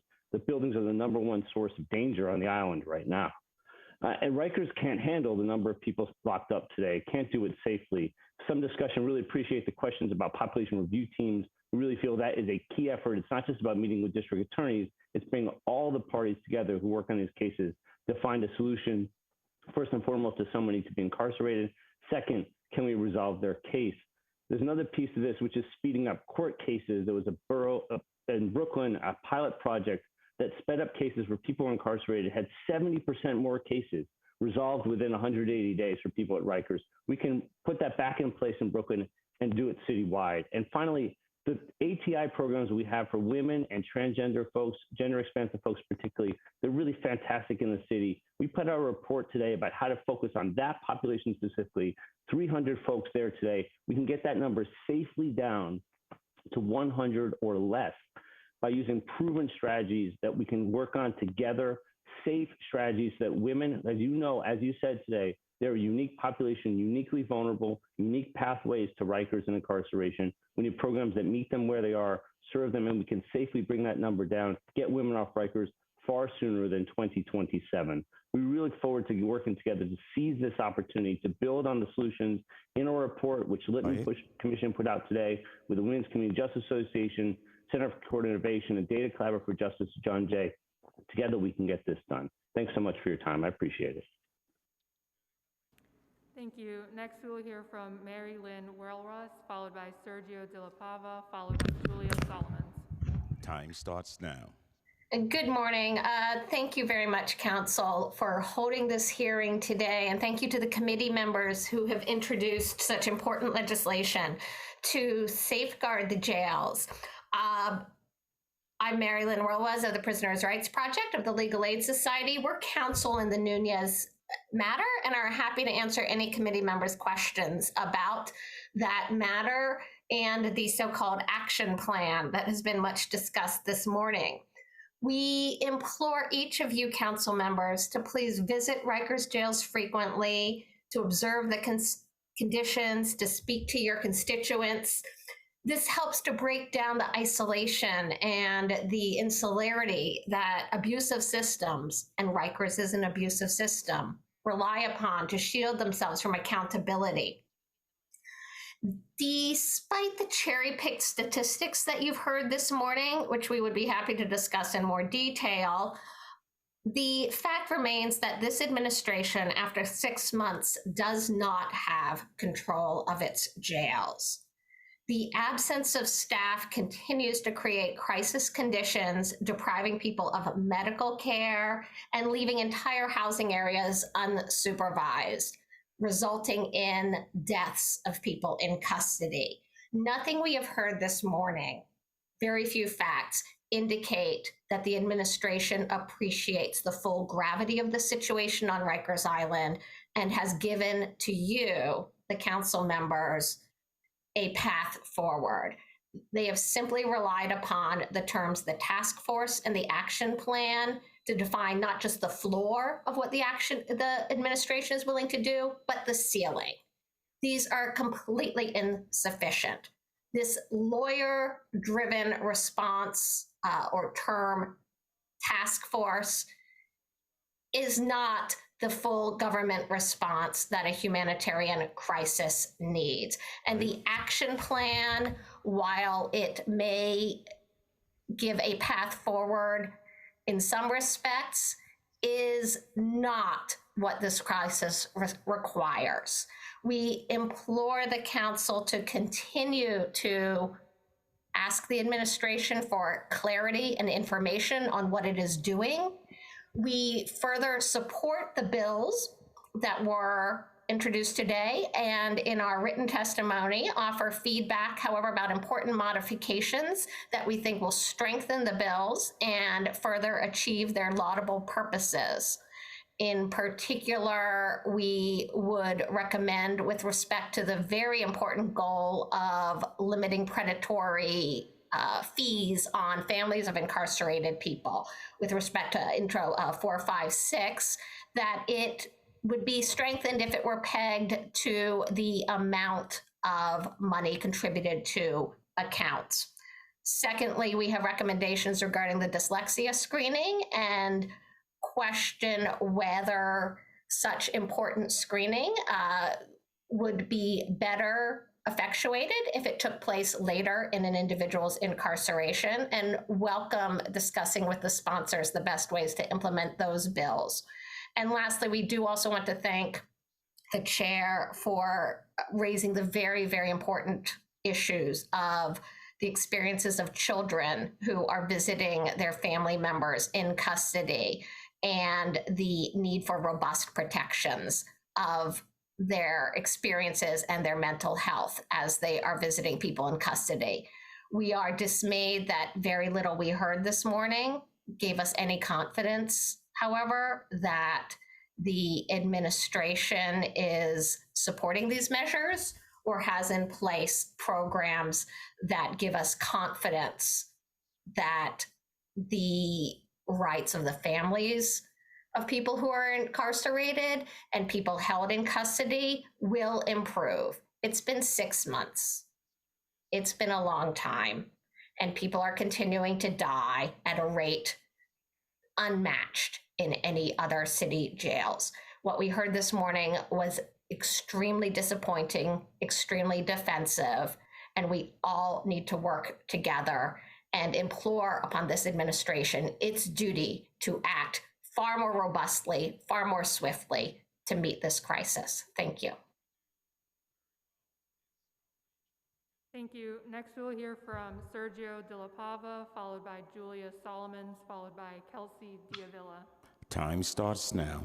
Yes, thank you very much for this opportunity to address this, incredibly urgent issue. My name is Sergio De La Pava. I'm the legal director at New York County Defender Services, a public defender office here in Manhattan. We currently have about 260 of our clients at Rikers Island now. This is more than double what we were averaging before the pandemic. At the same time as more people are being put in that facility, we see a complete lack of control, a complete breakdown in the social order of that institution. And nothing that I heard today from the Department of Corrections in any way alleviates my concern. What we're hearing essentially from them is we have this interagency task force now. We have this plan in place. We'll come back in November and let you know how it's going and look at these areas where we have improved, okay? That is just wildly insufficient given the humanitarian and human rights crisis that is occurring on that island. You look at the interagency task force, not a single person who was formerly incarcerated who actually lived on that island as an inmate who understands the realities. Not a single defender, not a single community activist, not a single prosecutor even, not a single judge. The Board of Corrections that provides oversight, not on the task force. What is the explanation for that? They were asked directly why the Board of Corrections, which is supposed to be providing oversight, which has been critical of their practices in the past and very recently, is not part of the task force. Why the Board of Corrections can't receive important statistics as to the staffing of these units. When asked about the staffing of the units, they said, hey, it used to be much worse. There used to be 100 unstaffed units. Now we're down to in the mid-20s. How do you have any unstaffed units? You're failing at the only purpose you're there for, to ensure the safety of everybody who goes to work there every day, or everybody who's unfortunate to have the government depriving them of their liberty. I see my time is almost over, but we need to have a meeting like this every week. We cannot wait till November to hear what is going to happen to our clients. I hear from our clients every day, those 260 people living the reality on that island, and it resembles nothing like the optimism being put forth by the Department of Corrections today. Thank you. Thank you. Next, we will hear from Julia Solomons, followed by Kelsey Diavilla, followed by Andre Ward. Time starts now. Thank you so much, Chair Rivera and committee members. My name is Julia Solomons. I'm a senior policy social worker at the Bronx Defenders. I thank this committee for the opportunity to testify and the ongoing commitment to addressing the crisis on Rikers Island that's already claimed 9 lives since the beginning of this year. I want to first echo my colleagues' concerns that nothing we've heard today from the administration was very reassuring. Mayor Adams has assured New Yorkers that his administration will and has made strides to address the multitude of issues plaguing Rikers Island. But unfortunately, from the perspective of those incarcerated on Rikers, family members and advocates, this is very far from the truth. This Rikers Island interagency task force we've heard about today is simply a mechanism for further delay to urgently needed action to protect those incarcerated and to release as many people as possible. Additionally, the administration's testimony today made clear that the task force work aims to protect DOC as an agency and not at all to protect those in its custody.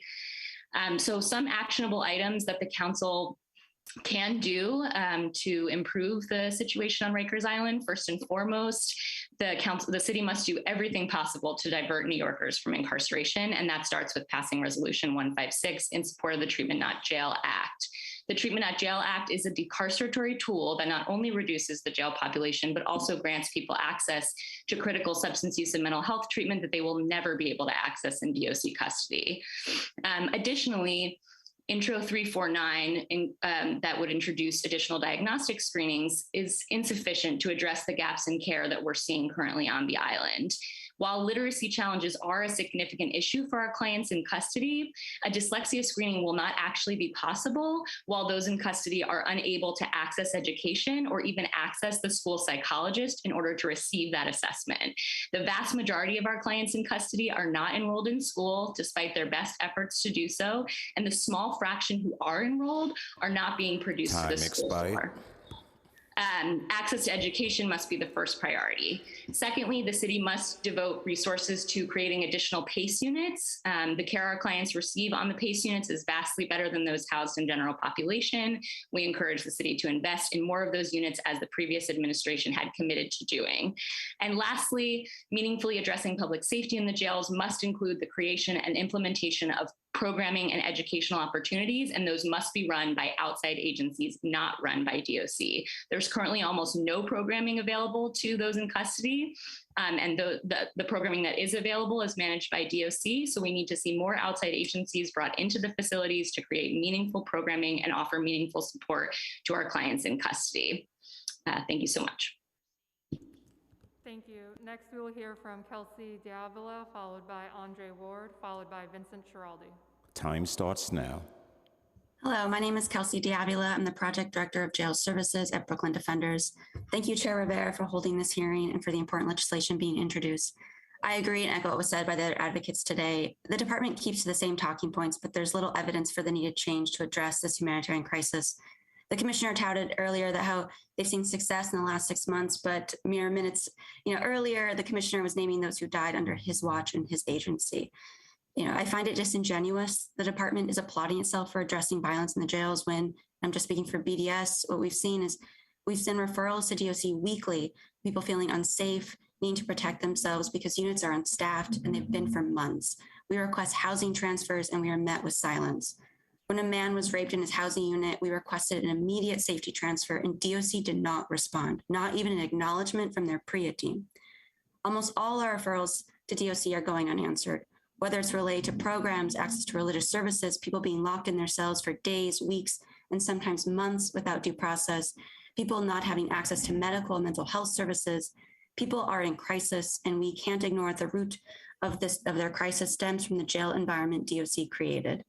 People are continuously at a disadvantage to receive their necessary health care because DOC does not escort people to their appointments, or they fail to respond in emergencies. And we know this because Mr. Herman Diaz died this year from choking on an orange where there were not a single officer who helped him. It's clear there's no sense of urgency within this department, nor is this agency capable to keep people safe. The apathy portrayed by those in power when someone dies gives me little hope that the necessary change will be enacted fast enough to prevent the next unnecessary death in custody. And we cannot expect this crisis to magically fix itself, nor can we wait for an unnecessary task force to draft action plans that will not be implemented for months in the future. Let's remind ourselves that 3 people died last week alone. This council, with the power you have, must be vocal. You must hold this agency and the mayor accountable. You must hold our courts and judges accountable, and we must incarcerate. It's the only answer, and we've known it from the beginning. Thank you. Thank you. Next, we will hear from Andre Ward, followed by Vincent Schiraldi, followed by Sharon White-Harrigan. Time starts now. Good morning, Council, Committee Chair Rivera, and members of the City Council. And just want to thank you, Councilmember Chairman Rivera, just for convening this really important meeting. My name is Andre Ward. I'm the Associate Vice President of the David Rothenberg Center for Public Policy at the Fortune Society. Fortune has been around for over 55 years, offering support for successful reentry for people who have been in contact with the law and promotes alternatives to incarceration. One of the things I wanted to mention that's really significant is that any consideration of the new task force and bills pertaining to the Department of Correction must be considered from this perspective. There's an ongoing and desperate humanitarian crisis at Rikers that has been decades in the making and is only getting worse. Over 30 years ago, I was spent 3.5 years on Rikers Island as a teenager and young adult, and I witnessed constant neglect of people's medical and mental health needs, as well as general abuse, disorder, and chaos. And those dangerous and deadly conditions are even worse today due to the continuing crisis caused by posts remaining unstaffed by uniformed officers. 7 people have died on Rikers Island so far this year, including Emmanuel Sullivan, who's only 20. 3 men died within 1 week. Albert Dyer died in DOC custody at Bellevue Hospital. Antonio Bradley, who was also detained in Rikers, died just days after hanging himself at a courthouse holding cell. On Rikers, Annabelle Carasquillo was reportedly discovered in an unresponsive state, apparently due to fatal overdose during lock-in at 1 a.m. So, in light of the ongoing humanitarian crisis in our city jails, we need immediate action. We have concerns about whether the recently established Rikers Island Interagency Task Force will quickly affect the necessary change with the required urgency to prevent additional deaths based on the composition of its membership under Executive Order 16 and complete lack of mandated transparency. I'll close by saying this, and my testimony obviously has been submitted for the record. Several of these bills before the committee today are steps in the right direction toward ensuring people who were incarcerated have access to important services and supports, including their families. So we thank you, Chair Rivera, and the committee for calling this hearing, and certainly look forward to some meaningful outcomes with what has been convened with the task force in their support with other agencies that we really strongly appeal to them to work with. Thank you. Thank you. Next, we'll hear from Vincent Schiraldi, followed by Sharon White-Harrigan, followed by Leah Farias. Time starts now. Hi, my name is Vincent Schiraldi. I am former Commissioner of New York City Corrections and Probation, and I'm testifying today on behalf of 9 experts in law, prosecution, corrections, including Jennifer Jones-Austin, Gladys Carrion, Zachary Carter, Liz Glazer, Mike Jacobson, Julio Medina, Stanley Richards, and Cyrus R. Vance Jr., and their bios are attached in my prepared testimony. There's about 300 women and gender-expansive people at Rosie's. I'm testifying on behalf of creating a standalone Women's Center for Justice for them. As you'll hear from others, this is a uniquely vulnerable population to sexual abuse and re-traumatization in jail. They're less prone to violence and recidivism, both inside and out correctional facilities. However, our jail system is really geared towards men. Under the borough-based plan, it will be an advance for men if they reduce the population and create new borough-based jails. But for women, it's going to be a partial setback because they'll go from having a separate facility to being part of the Kew Gardens facility, which is difficult to get to for many boroughs, and will mean they're just part of a men's jail. And whenever you have women in a jail dominated by men, it tends to just be a men's jail, and women are an afterthought. The Women's Center for Justice, proposed by the Women's Community Justice Association, Reverend Harrigan is going to speak next, has proposed closing Rosie before the 2027 borough-based jail deadline, reducing the population of women, and securing the closed Lincoln Correctional Facility in Harlan for them and operating a very different kind of facility dominated by nonprofits and gender-responsive, trauma-informed therapy. Time expired. My co-signers and I believe... No, please go ahead and finish. Please give them additional time. Thank you. We believe these goals are attainable. The Lippman Commission has talked about how you can get the population down to 100. When I was probation commissioner in 2010, we faced a similar problem. A young boy had been killed in the Bronx in the custody of the State Office of Children and Family Services. The Justice Department investigated, found deplorable conditions, sued, and there was a consent decree. Mayor Bloomberg and Governor Cuomo got together, came up with the Close to Home initiative. The state legislature passed it overwhelmingly. The city council supported it.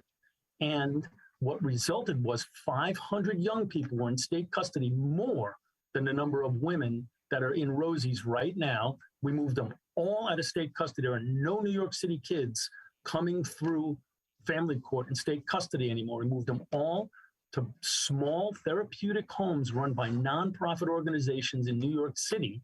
That got the number of kids, because we set up alternatives, down to around 100. And the outcomes, there's been a substantial reduction in arrests of juveniles in the 4 years following the passage of Close to Home. Kids are graduating their classes and they're returning home to their guardians 81% of the time. and to community programs 91% of the time. The point is, there's a difference obviously between juveniles and the women's population. The point is, Mayor Bloomberg and Governor Cuomo saw this as a priority need. They got their heads together and they fixed the problem. And I think that Mayor Adams and Governor Hochul have a good relationship. They really need to get together around transferring Lincoln to the city and creating an entirely new approach. I have plenty of comments on some of the data you heard earlier, but I'm over my time if you have any questions. But just one example is slashings and stabbings are up 51% through May of this year versus May of last year. And the 9 people that have died are substantially higher than the 6 people, which was a terrible number, who had died up to this point last year. So please do not be fooled into thinking things are uniformly improving. There may be some things that are getting better, but slashings and stabbings and death are both up about 50%. So now I'm done, and if you have any questions, feel free to ask.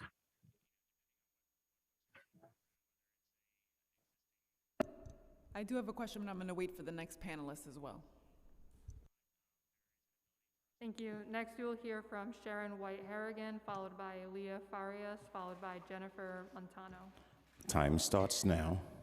Thank you, and I might need a little more time too. Thank you, Chairwoman Carlina Rivera and all the other committee members. I am the Executive Director of the Women's Community Justice Association, also known as WCJA, and we lead the Beyond Rosie's campaign and the Justice for Women Task Force. I am also a professor and a licensed social worker in this field. And if I had to reintroduce myself, I would also say that I am formerly incarcerated, having spent over a decade in prison and a collective year at Rosie's for defending myself against an attempted rape. While I was at Rosie's decades ago in 1992, it was relatively new but inhumane. 2022, it is still inhumane. Last month, on May 18th, 31-year-old Mary Yehuda, let's say her name, died in custody. She was detained and suffered from homelessness and substance use disorder. Mary had attempted to get support and treatment over the years, but without stable housing and employment, it was impossible for her to have a successful reentry or recovery. What about Laylene? Yes, we must say her name. This month marks 3 years since her death after she was put in solitary confinement. Then there's Mia Simmons. We will say her name too, whose video of what happened is viral, clearly self-defense, still at Rosie's 3 years later. These bills being discussed today would make some progress, but we need something fundamentally different. After a presentation from WCJA, the city's plan went from 300 to 100 to shrink the number of women and gender expansive people in custody and relocate them from Rosie's to a new Kew Gardens jail that shares spaces and staff with men. We can definitely do better. We must do better. Rikers need to shut as soon as possible, not in 2027, and it can start with the women and gender expansive people. They can be reduced to below 100. Yes, folks, I said below 100. And the few who need a higher level of care and security should be at a standalone Women's Center for Justice located at the old Lincoln Correctional Facility in Harlem that can offer therapeutic care. Today, WCJA released a report with the Littman Commission providing a roadmap for getting under 100. Some of the findings is Harlem, East New York, Brownsville, and parts of the Bronx are the top zip codes for admission to Rosie's over the last 5 years. Up to 93% of the women at Rosie's are survivors of domestic violence. 70% are caregivers. Women and gender expansive people can be more effectively served by alternatives to incarceration programs that are tailored to their needs. Shiro diverted over 300 people from Rosie's in the past 5 years and served those with the most serious of charges. There's been only 2 rearrests, and it costs the city only $50,000 each year compared to over the $550,000 to keep someone at Rikers. We talk a lot about the Black and the brown communities, and if you think a new state-of-the-art building is going to change the culture that exists, then we are no better than the people who created these systems in the first place. We need the Women's Center for Justice at Lincoln, operated by nonprofits with teams of clinicians. And it could be a healing justice model, reentry upon reentry model for gender responsive care, family reunification, and skill buildings, and all of the healing and gender responsive care that can happen. The Department of Corrections would be limited to securing the perimeter. That is all that is needed, if that. And the day-to-day will be ran with a therapeutic approach that reduces harm instead of worsening it. This isn't about positions, job titles, and power. This is about community, safety, and health. And if we want to affect change, start with the women. I need to say this and make it very clear. Anything about us shouldn't be without us. And that's right. And I wanted to ask you kind of answered this already, but why do women need their own site, and why Lincoln? You answered some of this, but I just want to give you the opportunity. Because Lincoln is centrally located, but it's also small enough because when we say a handful of women, we mean that. You know, it should be a handful of women. When, you know, the other council member talked about the Metropolitan Detention Center, that's a huge place. And the more bigger the space, the more we're gonna tend to think we need to fill that space. Lincoln is in a wonderful location where people can get the healing, get their trauma treated, get the care that is needed. Harlem is surrounded with community-based organizations that all can come together collectively and provide the services and the resources that is needed for people, women, folks to have a productive, healthy lifestyle and living. Thank you very much. Thank you. Thank you. Next, you will hear from Leah Farias, followed by Jennifer Montano, followed by Teresa Ortiz. Time starts now. Good afternoon, Chair Rivera and the rest of the committee.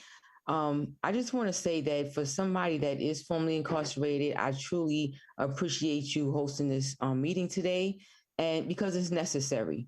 And well, again, my name is Leah Farias, and I am the community organizer for the Women's Community Justice Association. I spent 3 years at the Rose M. Singer Center on Rikers. And in my current job, I visit every week, every other week. Unlike many of the task force members who are going to be making decisions about the people who are detained on Rikers, I actually realistically visit every other week. My story is the same as so many of the women I see today at Rosie's. When I was 18, I was in a relationship with a man who became abusive. 2 years later, we had a son together, and it became even more abusive and even more harder to leave. I was a person who had never been in trouble before, and he got me into such dangerous situations. One terrible night in a conflict with a family friend that became physical. And in a panic, I pulled out my boyfriend's gun to scare him. And the end result of that incident was the loss of a valued human life, and me, at the age of 18, being sentenced to over 2 decades in prison. And then a new cycle of abuse started at Rosie's. The conditions were deplorable, dehumanizing, and dangerous. I was detained there decades ago, and things have gotten worse today. At least back then, we could go to programs and work. When I was at Rosie's, now the women and the gender expansive people are just stuck in their units all day. Because of the staffing shortage, they have to be escorted everywhere. So they are not able to go to programs. They are just warehoused like cattle and become physically and mentally stagnant. Women and gender expansive people at Rosie's are afraid.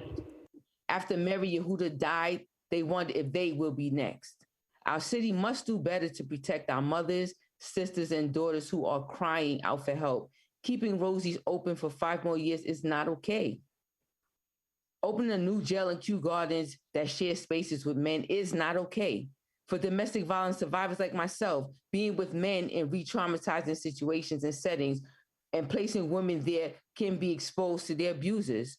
Most women are released from Rosie without even being convicted. And even those who are sentenced usually return to their communities.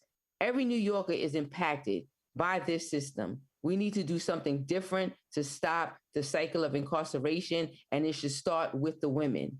A Women's Center for Justice at Lincoln on West 110th Street could have made a big difference in my life over 2 decades ago.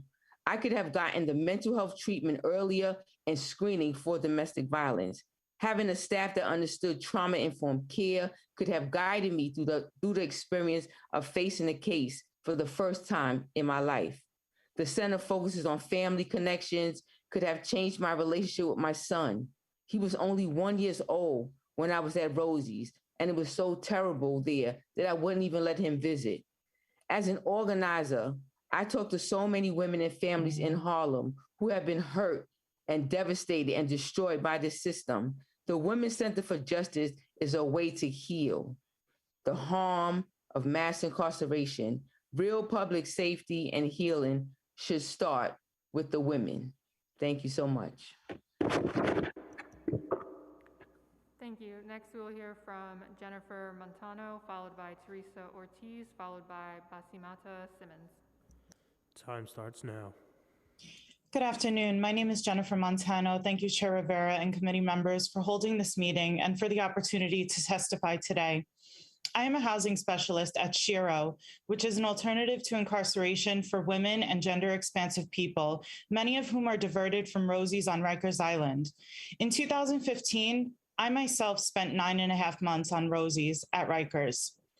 Based on my professional and personal experience, I can tell you that getting more women into community-based programs like SHERO and transforming Lincoln into a Women's Center for Justice makes sense.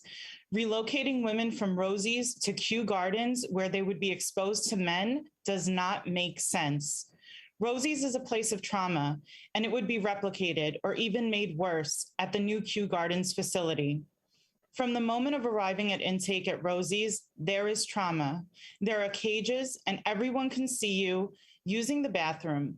I specifically remember myself and others asking for toilet paper and were just ignored by the guards for hours. I was shuffled around from cage to cage for 21 hours, not knowing what would happen to me or where I was going next.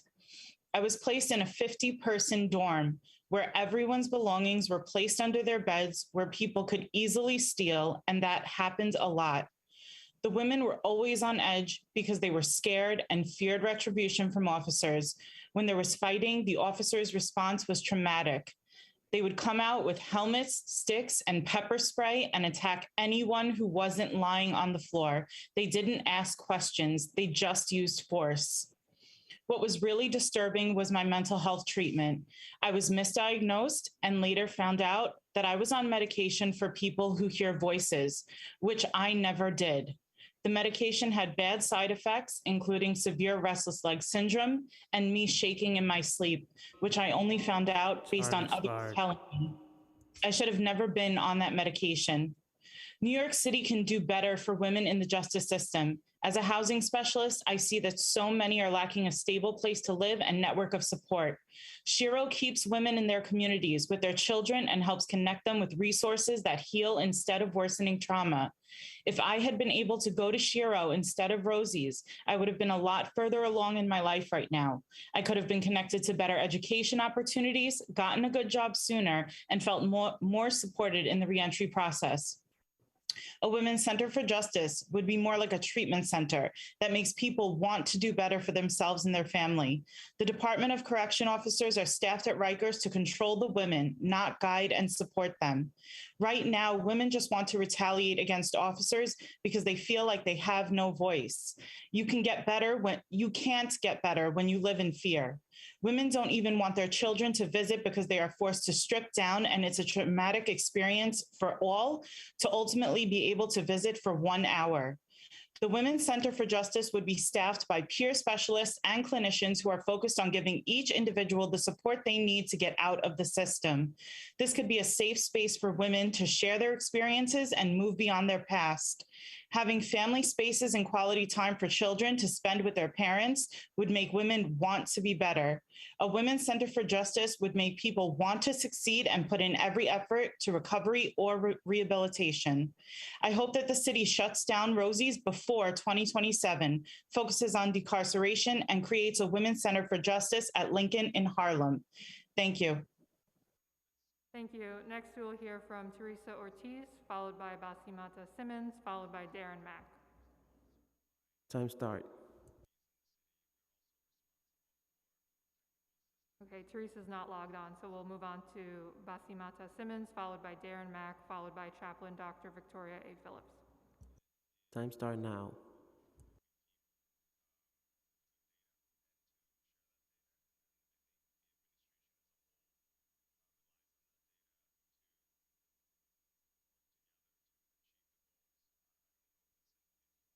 Okay, we will move on to Darren Mack, followed by Chaplain Dr. Victoria A. Phillips, followed by Ashley Conrad. Time start now. Hello, can you hear me? Yes, we can. Thank you, Chair Rivera and council members, for holding this hearing and introducing legislation to improve conditions in the city jails. My name is Darren Mack, co-director of Freedom Agenda, one of the organizations leading the campaign to close Rikers.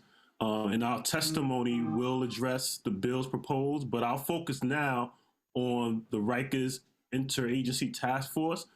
So in the 6 weeks since the task force was established, 5 people died in DOC custody. This is unacceptable, and it is also unacceptable to suggest that these deaths were natural. You know, people died on an isolated toxic penal colony in decaying jails where they had been abandoned by guards who are abusing sick leave en masse, harming both incarcerated people and their own co-workers. Everyone comes out of Rikers worse than they went in. That is not public safety. One of our members, Ms. Wright, whose son, 23 years old, has been incarcerated at Rikers Island since December 2020. She has made dozens of complaints regarding the medical neglect her son is experiencing. Like, he has a medical condition which requires him to use a CPAP machine, which he has not had access to since his incarceration. And medical appointments are continuously being made for him and then canceled. So this medical neglect within DOC is well known and documented. If the administration is serious about addressing the crisis on Rikers and preventing more deaths, they need to be working to reduce the jail population now.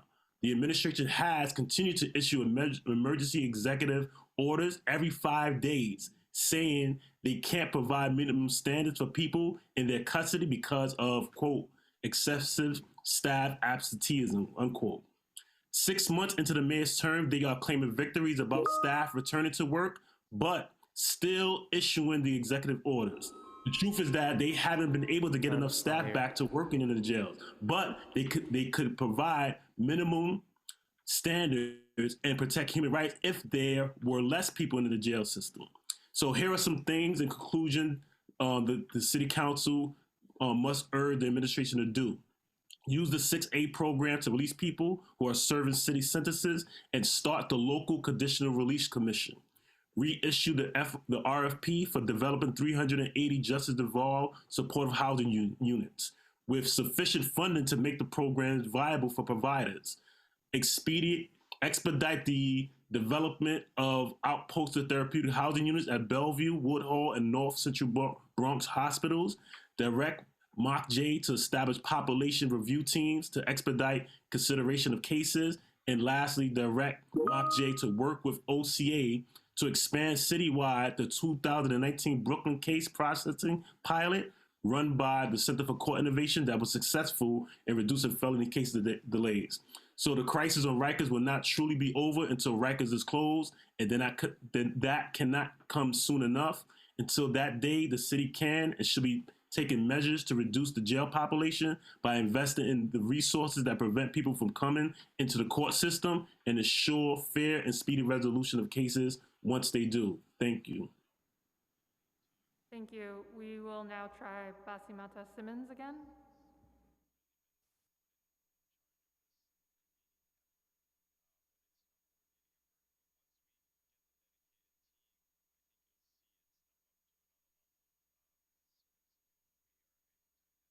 Okay, we'll move on to Chaplain Dr. Victoria A. Phillips, followed by Ashley Conrad, followed by Danielle Gerard. Time start now.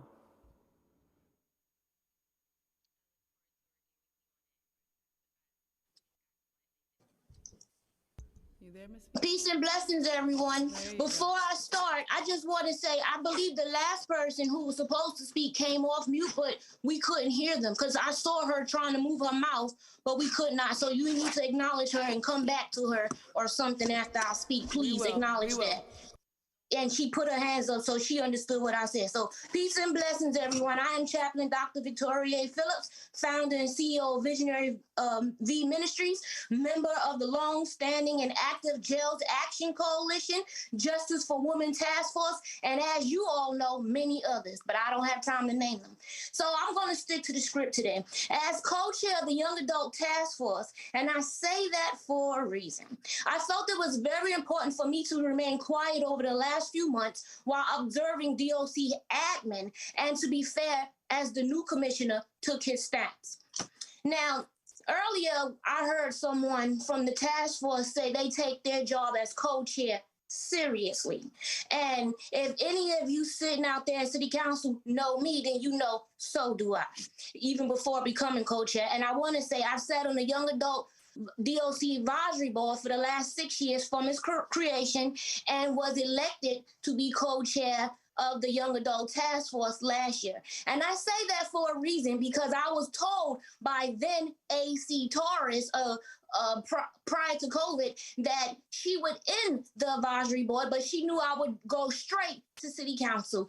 And I say that because this year, I believe with her new position as DC, she is trying to lead the commissioner to disband the task force and move into something else. And so I want to put that on the record because city council needs to make it a commission so that no administration could come in and remove the voices of the directly impacted and the advocates. And so very quickly, I want to touch on a couple of things. Dr. Cohen, who is still in practice as a medical doctor, sits on the oversight board for the DOC, stated at the last BOC meeting on the record that EMT's intake is dangerous for anyone. So I'm going to hold city council, I'm going to hold the mayor, and even the commissioner accountable. Why is anyone still being placed in EMTC's intake and judges who are still remanding individuals to be put into Rikers Island?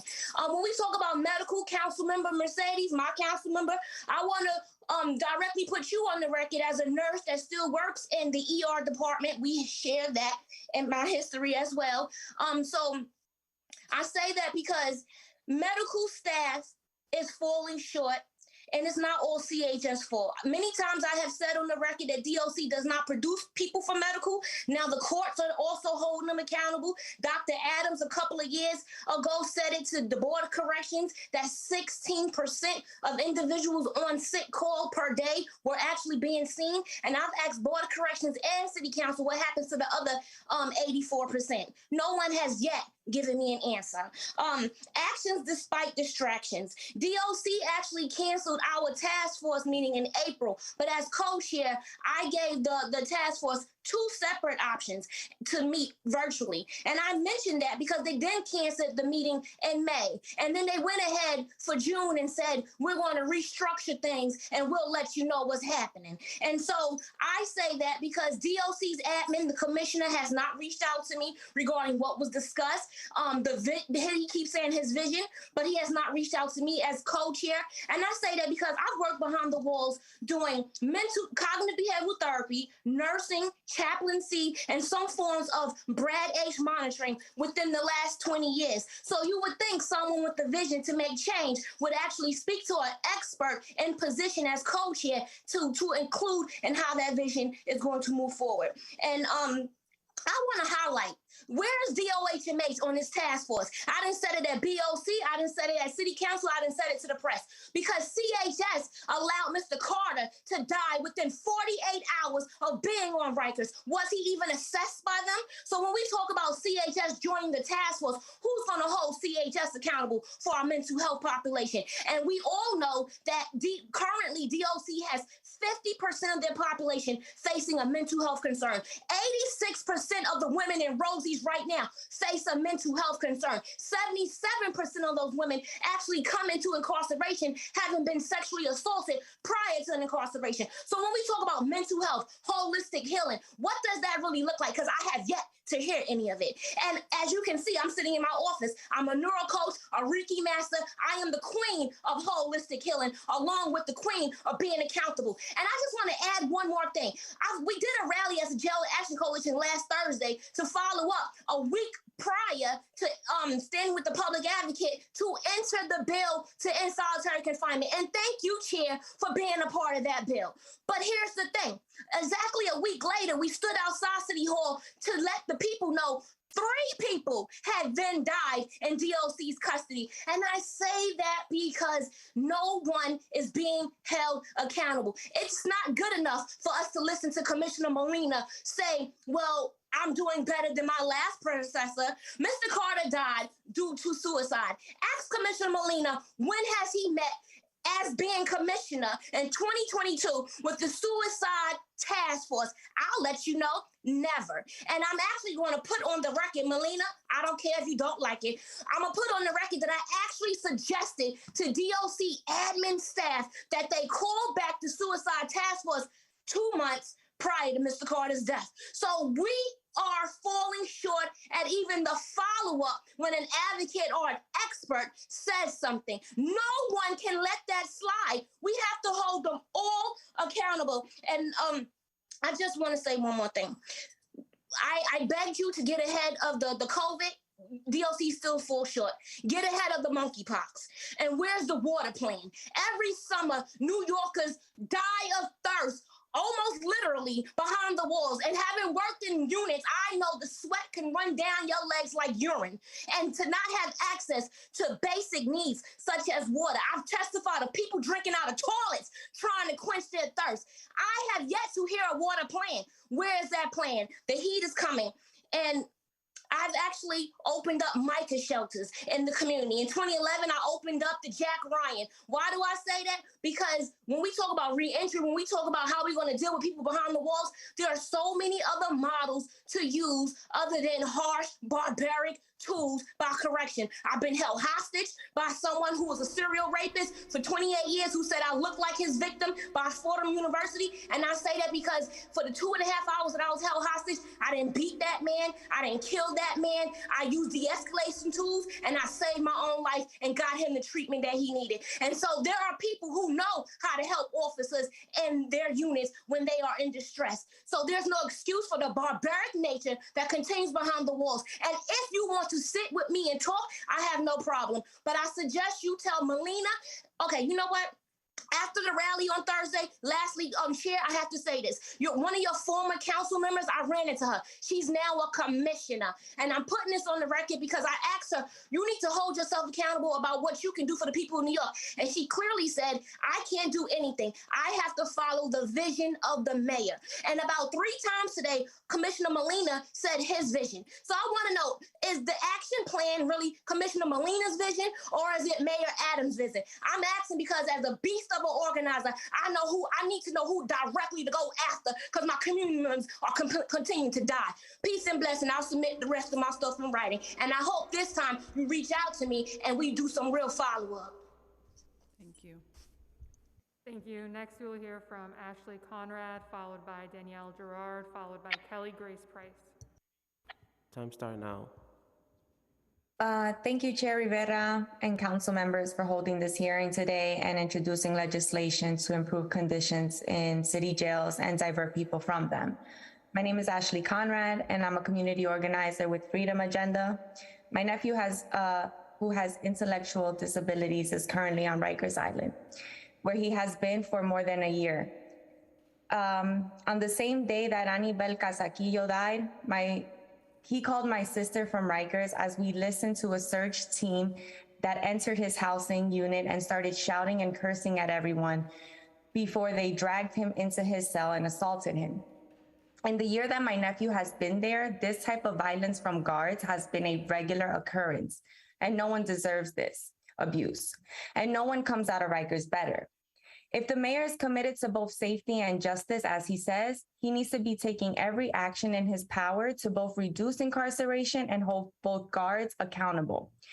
My nephew's experience is an example of everything wrong with this system. He has been diagnosed with disruptive mood dysregulation disorder, and my nephew is also on the autism spectrum.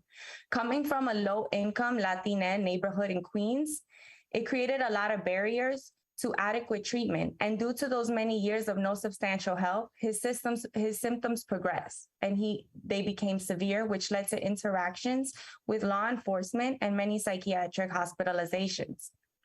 Now he is caught up in the court system, and there should be opportunities to diversion, but our current laws allow DAs to stand in the way. Although a judge is willing to approve a treatment plan for my nephew, Queens DA Melinda Katz is refusing.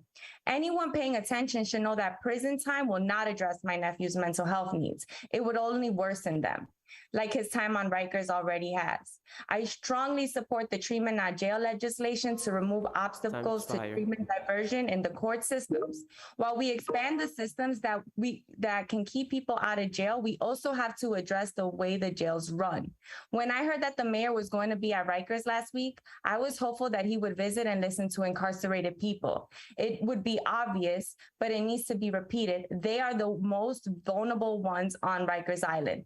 They are the ones isolated on an island that they cannot leave from, where they cannot get to a doctor's appointment or recreation or a court date without a guard taking them, and who can't even make a phone call without worrying who will hear what they say. And they are subjected to abuse and violence daily from guards who run the island by their own rules. The mayor's visit seems designed to send a message: incarcerated people are violent. When he ignored is the violence that DOC guards, city employees instigate. Some are there a few months, some even for a few years, but the culture of violence is created by the people who are there 10, 15, 20 years, and that is the Department of Corrections. Since the mayor has signaled that he is not interested in holding guards accountable, I urge City Council to use the full extent of your powers to fill in the gap. Please visit Rikers Island regularly and unannounced, and please work with impacted people to create and pass legislation to end DOC's unchecked abuses of power, including ending the end of solitary confinement and much more. Thank you for your time. Thank you. Next, we will hear from Danielle Gerard, followed by Kelly Grace Price, followed by Eileen Marr. Time start now.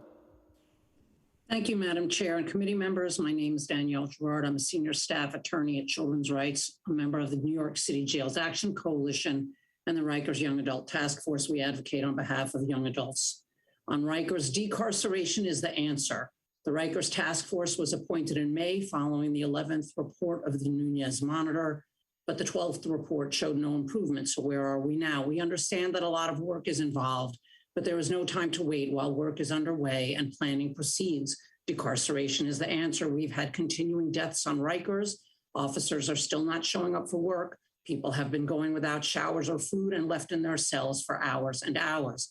88% of incarcerated persons on the island today are there pre-trial. 52% have mental health conditions, and over 93% are people of color.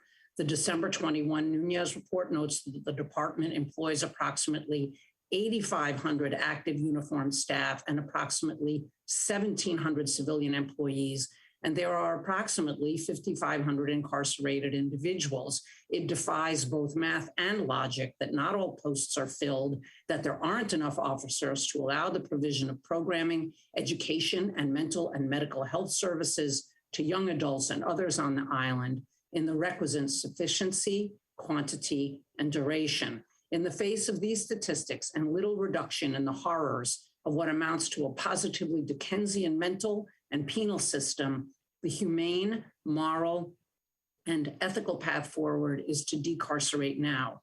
The $500,000 it costs to incarcerate someone for a year on Rikers can and must be used instead to pay for affordable and supportive housing, treatment, and as an employment program, at least for social workers around the city. Children's Rights supports Resolution 156 in support of the Treatment Not Jail Act, and Intros 284 requiring social workers in correctional facilities.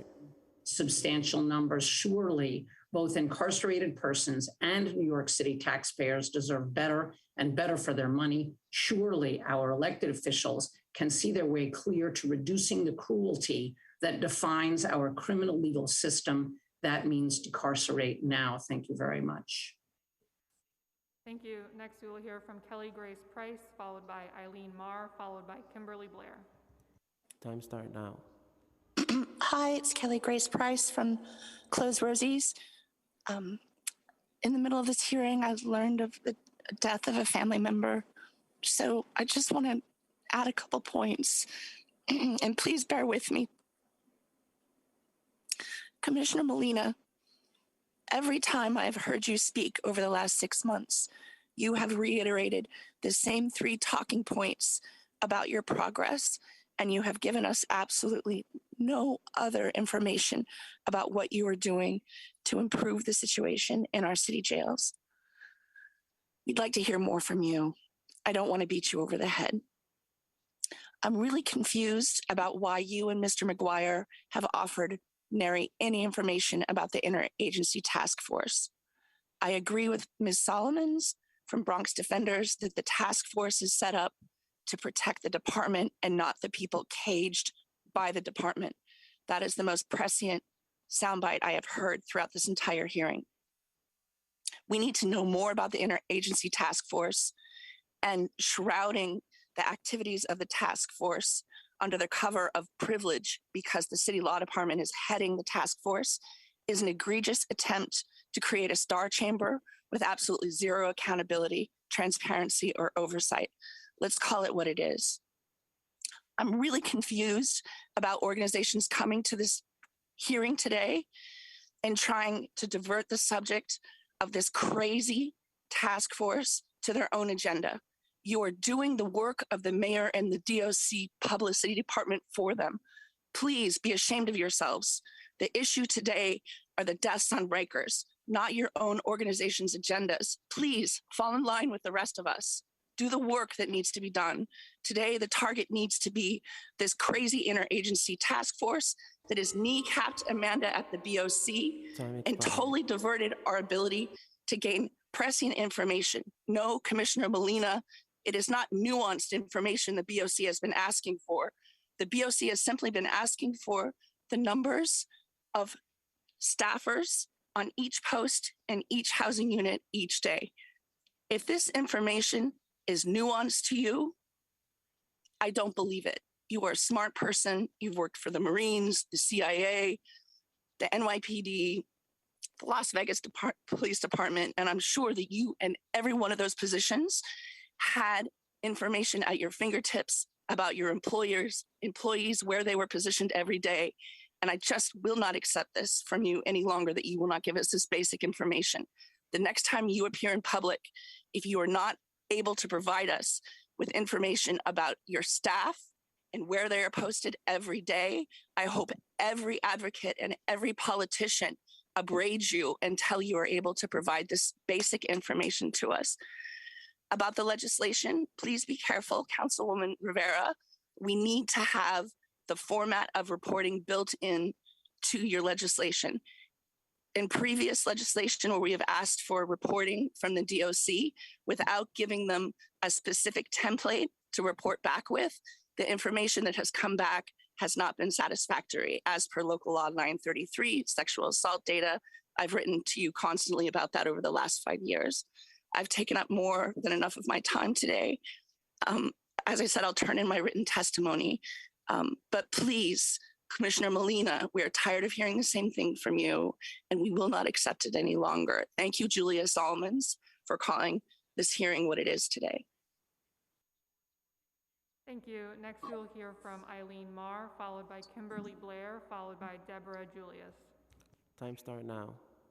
Good morning. My name is Eileen Marr. I'm a social worker, a civil rights union leader with Vocal New York, and a member of the Justice for Women Task Force and Freedom Agenda. I'm a woman who was formerly incarcerated and a survivor of Rikers Island, as well as the New York State Department of Correction. I spent over 420 days at Rosie's. Thank you for allowing me the opportunity to testify. The DOC and COBA-sponsored chaos must come to an end. Over the past year, approximately 25 people, detainees, have died while in New York City custody. None convicted of a crime, and certainly the death penalty was not ordered. But it is, in fact, what occurred. These human beings unnecessarily lost their lives and did so as a direct result of an ingrained culture of violence, abuse, and neglect, not at the hands of their fellow detainees, but at the hands of those sworn to protect them. And for those who perished as a result of medical neglect, at the hands of those who swore an oath to do no harm. New York City and the Department of Corrections have the blood of each of these individuals on their hands. This decades-long, really a century-long plague of violence, abuse, and neglect perpetuated by those in charge has only gotten worse over the past 2.5 years when the pandemic initially began. We have watched as thousands of COs participate in a mass COBA organized sick out, where day after day, month after month, and now year after year, countless numbers of COs call out sick or even do the no call, no show trick. As a result, dorms and especially cell blocks have gone unmanned for 2, sometimes 3 shifts in a row. Detainees go for what can be days, not only without food or showers, but without medicines for chronic illnesses such as diabetes, mental illnesses, as well as medically assisted substance treatment. Doctor and mental health appointments are abandoned almost entirely, and there has been a total absence of basic human needs, such as toilet paper and menstrual products for the women. Toilets and sinks have become clogged and inoperable, forcing human beings to have to go to the bathroom into a plastic bag. And all we hear from the city and docks with each passing death is that it's not their fault. It has nothing to do with the blatant neglect of duties by officers and staff, and everything to do with the perceived notion that a detainee is at fault, an utter disregard for humanity and morality by the city and docks. This attitude is deplorable and inhumane. Please stop insulting our intelligence. Clearly, docks in the city have lost control over their own system. These are actual human lives that are being lost. What if the next person to perish at the hands of docks was your mother or brother or child? Then will you listen? Something's got to give. This is not going to be remedied by creating superfluous task forces and hiring more officers. If you can't control what the officers you have now, what makes you think you can control additional COs? Hold the officers purposely violating the Taylor laws with these choreographed sickouts accountable. That would be a start. Advocate for alternatives to incarceration and community services. Stop criminalizing those fighting back against their abusers and attackers. Encourage and implement supportive housing, affordable housing, and medically assisted substance abuse treatment. We need violence interrupters and non-punitive intervention when 911 is notified of someone having a mental health breakdown. Then implement a corrections officer staff who have been properly vetted, psychiatrically evaluated, and trained. You do not have that now. What you have now are not officers. They are a gang who instigate violence, traffic in narcotics and weapons, and behave in a dangerous and sexually predatory manner when they bother to show up for work. You created a so-called task force that, as their first order of business, murdered 3 detainees. The city council voted to close Rikers. Act on that, with special and immediate attention paid to moving the women out of Rosie's and off Rikers into their own freestanding facility in Manhattan. Continue to close this cancer of an island and expedite the land transfers of all of the buildings already closed and the unused land from docks to the city. Intervene, do something. For a century, docks has proven time and time again that they are not up to the task. It's over before any more lives are lost. This is unacceptable, all of this, and it all has to change. If not, more blood will be on your hands. When will enough be enough? Thank you. Thank you. Next, we will hear from Kimberly Blair, followed by Deborah Julius, followed by Basimata Simmons. Time start now.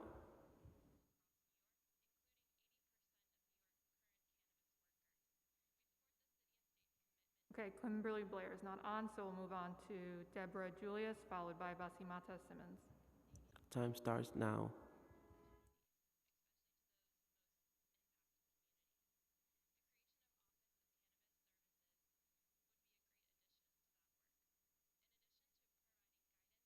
Deborah, are you there?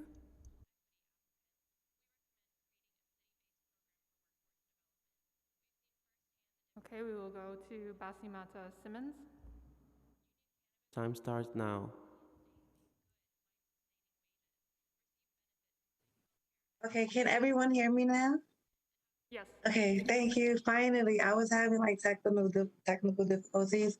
Hi, my name is Basamata Simmons, and I'm here on behalf of my voiceless daughter Mia Simmons, who has been housed at Rosie's for over 3 years now. My daughter Mia has never gotten in trouble in her life. She's dedicated her life to helping others. In 2019, when she was 20 years old, our life changed forever. She was sent to Rosie's for defending herself when she was attacked. At the time, Mia was working with disabled children and just passed the firefighter's exam, and she was waiting to go to college because she wanted to become a marine biologist. Her whole life was ahead of her, but instead of moving forward, she is stuck at Rosie's, and I worry about her safety every day. Mia has been dehumanized by, taking showers, and the guards are able to see her. Male guards are able to see her. The conditions at Rosie's are deplorable. Mia has been jumped, like literally while I was on the phone with no one stopping it. The only thing that was implemented was pepper spray, and Mia is asthmatic. In the winter, there is no heat. My daughter has had COVID 3 times so far. The guards are not only disrespectful, they're mean, they're dehumanizing to the inmates. I wouldn't even treat an animal the way that some of the inmates are treated there. I've watched the light in my daughter disappear. Mia used to be, this happy, creative person, and who was just starting her life. And now, she's scared, she's depressed. She's my only child. And, every day it's a struggle for me because now everyone, the female jail, everyone has weapons, which they're made out of glass, the metal that's coming off the side of the railing because nothing is Time fixed. expired. She shouldn't be there. She was promised to get into a community program and nothing has happened. She was even threatened with a maximum sentence if she didn't take a plea, which makes me even afraid to move forward to prove her innocence. Rosie's is a horrible place. I think it is a terrible idea to move women from Rosie's to garden with males. Like, more women like Mia can be decarcerated and serve the community. For those in need of higher security, creating a women's center for justice at Lincoln would be like a good decision. Like, there should be a place where they can get therapy and, for the trauma that they sustained from being in Rosie's for all of this time. I think it's not a good idea to send them to Kew Gardens. Like, you don't know where you're sending them, what could happen to them. It's just not a good idea, and something needs to be done. And everyone's claiming that they're listening, but they're really not. And something really needs to be done.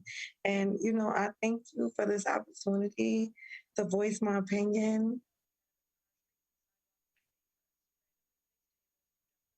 Thank you. We're glad that you made it into the Zoom. Thank you very much for sharing. Thank you. We're going to try Deborah Julius again. Time starts now.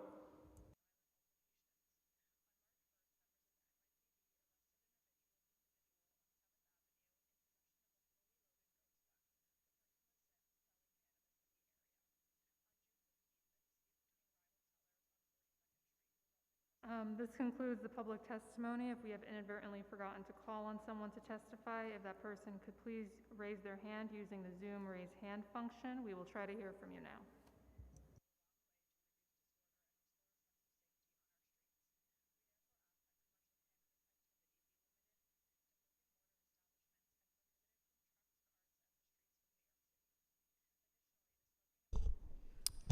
I want to thank everyone who assisted us with coordinating this hearing. I think the fundamental message here, the goal is very, very clear, is to ensure that everyone is safe and that we close Rikers forever. We've seen effective pilot programs, alternatives to incarceration programs that work, and we need a full government response to the humanitarian crisis unfolding at Rikers. Unfortunately, we did not receive all of the answers that we wanted today. We need clarity, we need information, we need utmost transparency. We need our government to act far more robustly and to keep every person on the island, officer and incarcerated alike, safe. Some of the statistics that we've heard today are incredibly disturbing: slashings, stabbings, deaths. We need a plan, and we need to take measures to reduce the population and to treat all people on Rikers with dignity and respect. I want to thank all those who testified. We will be following up with the Department of Corrections and City Hall on the many unanswered questions from today. With that, I want to thank everyone again, and we will adjourn this hearing. Thank you.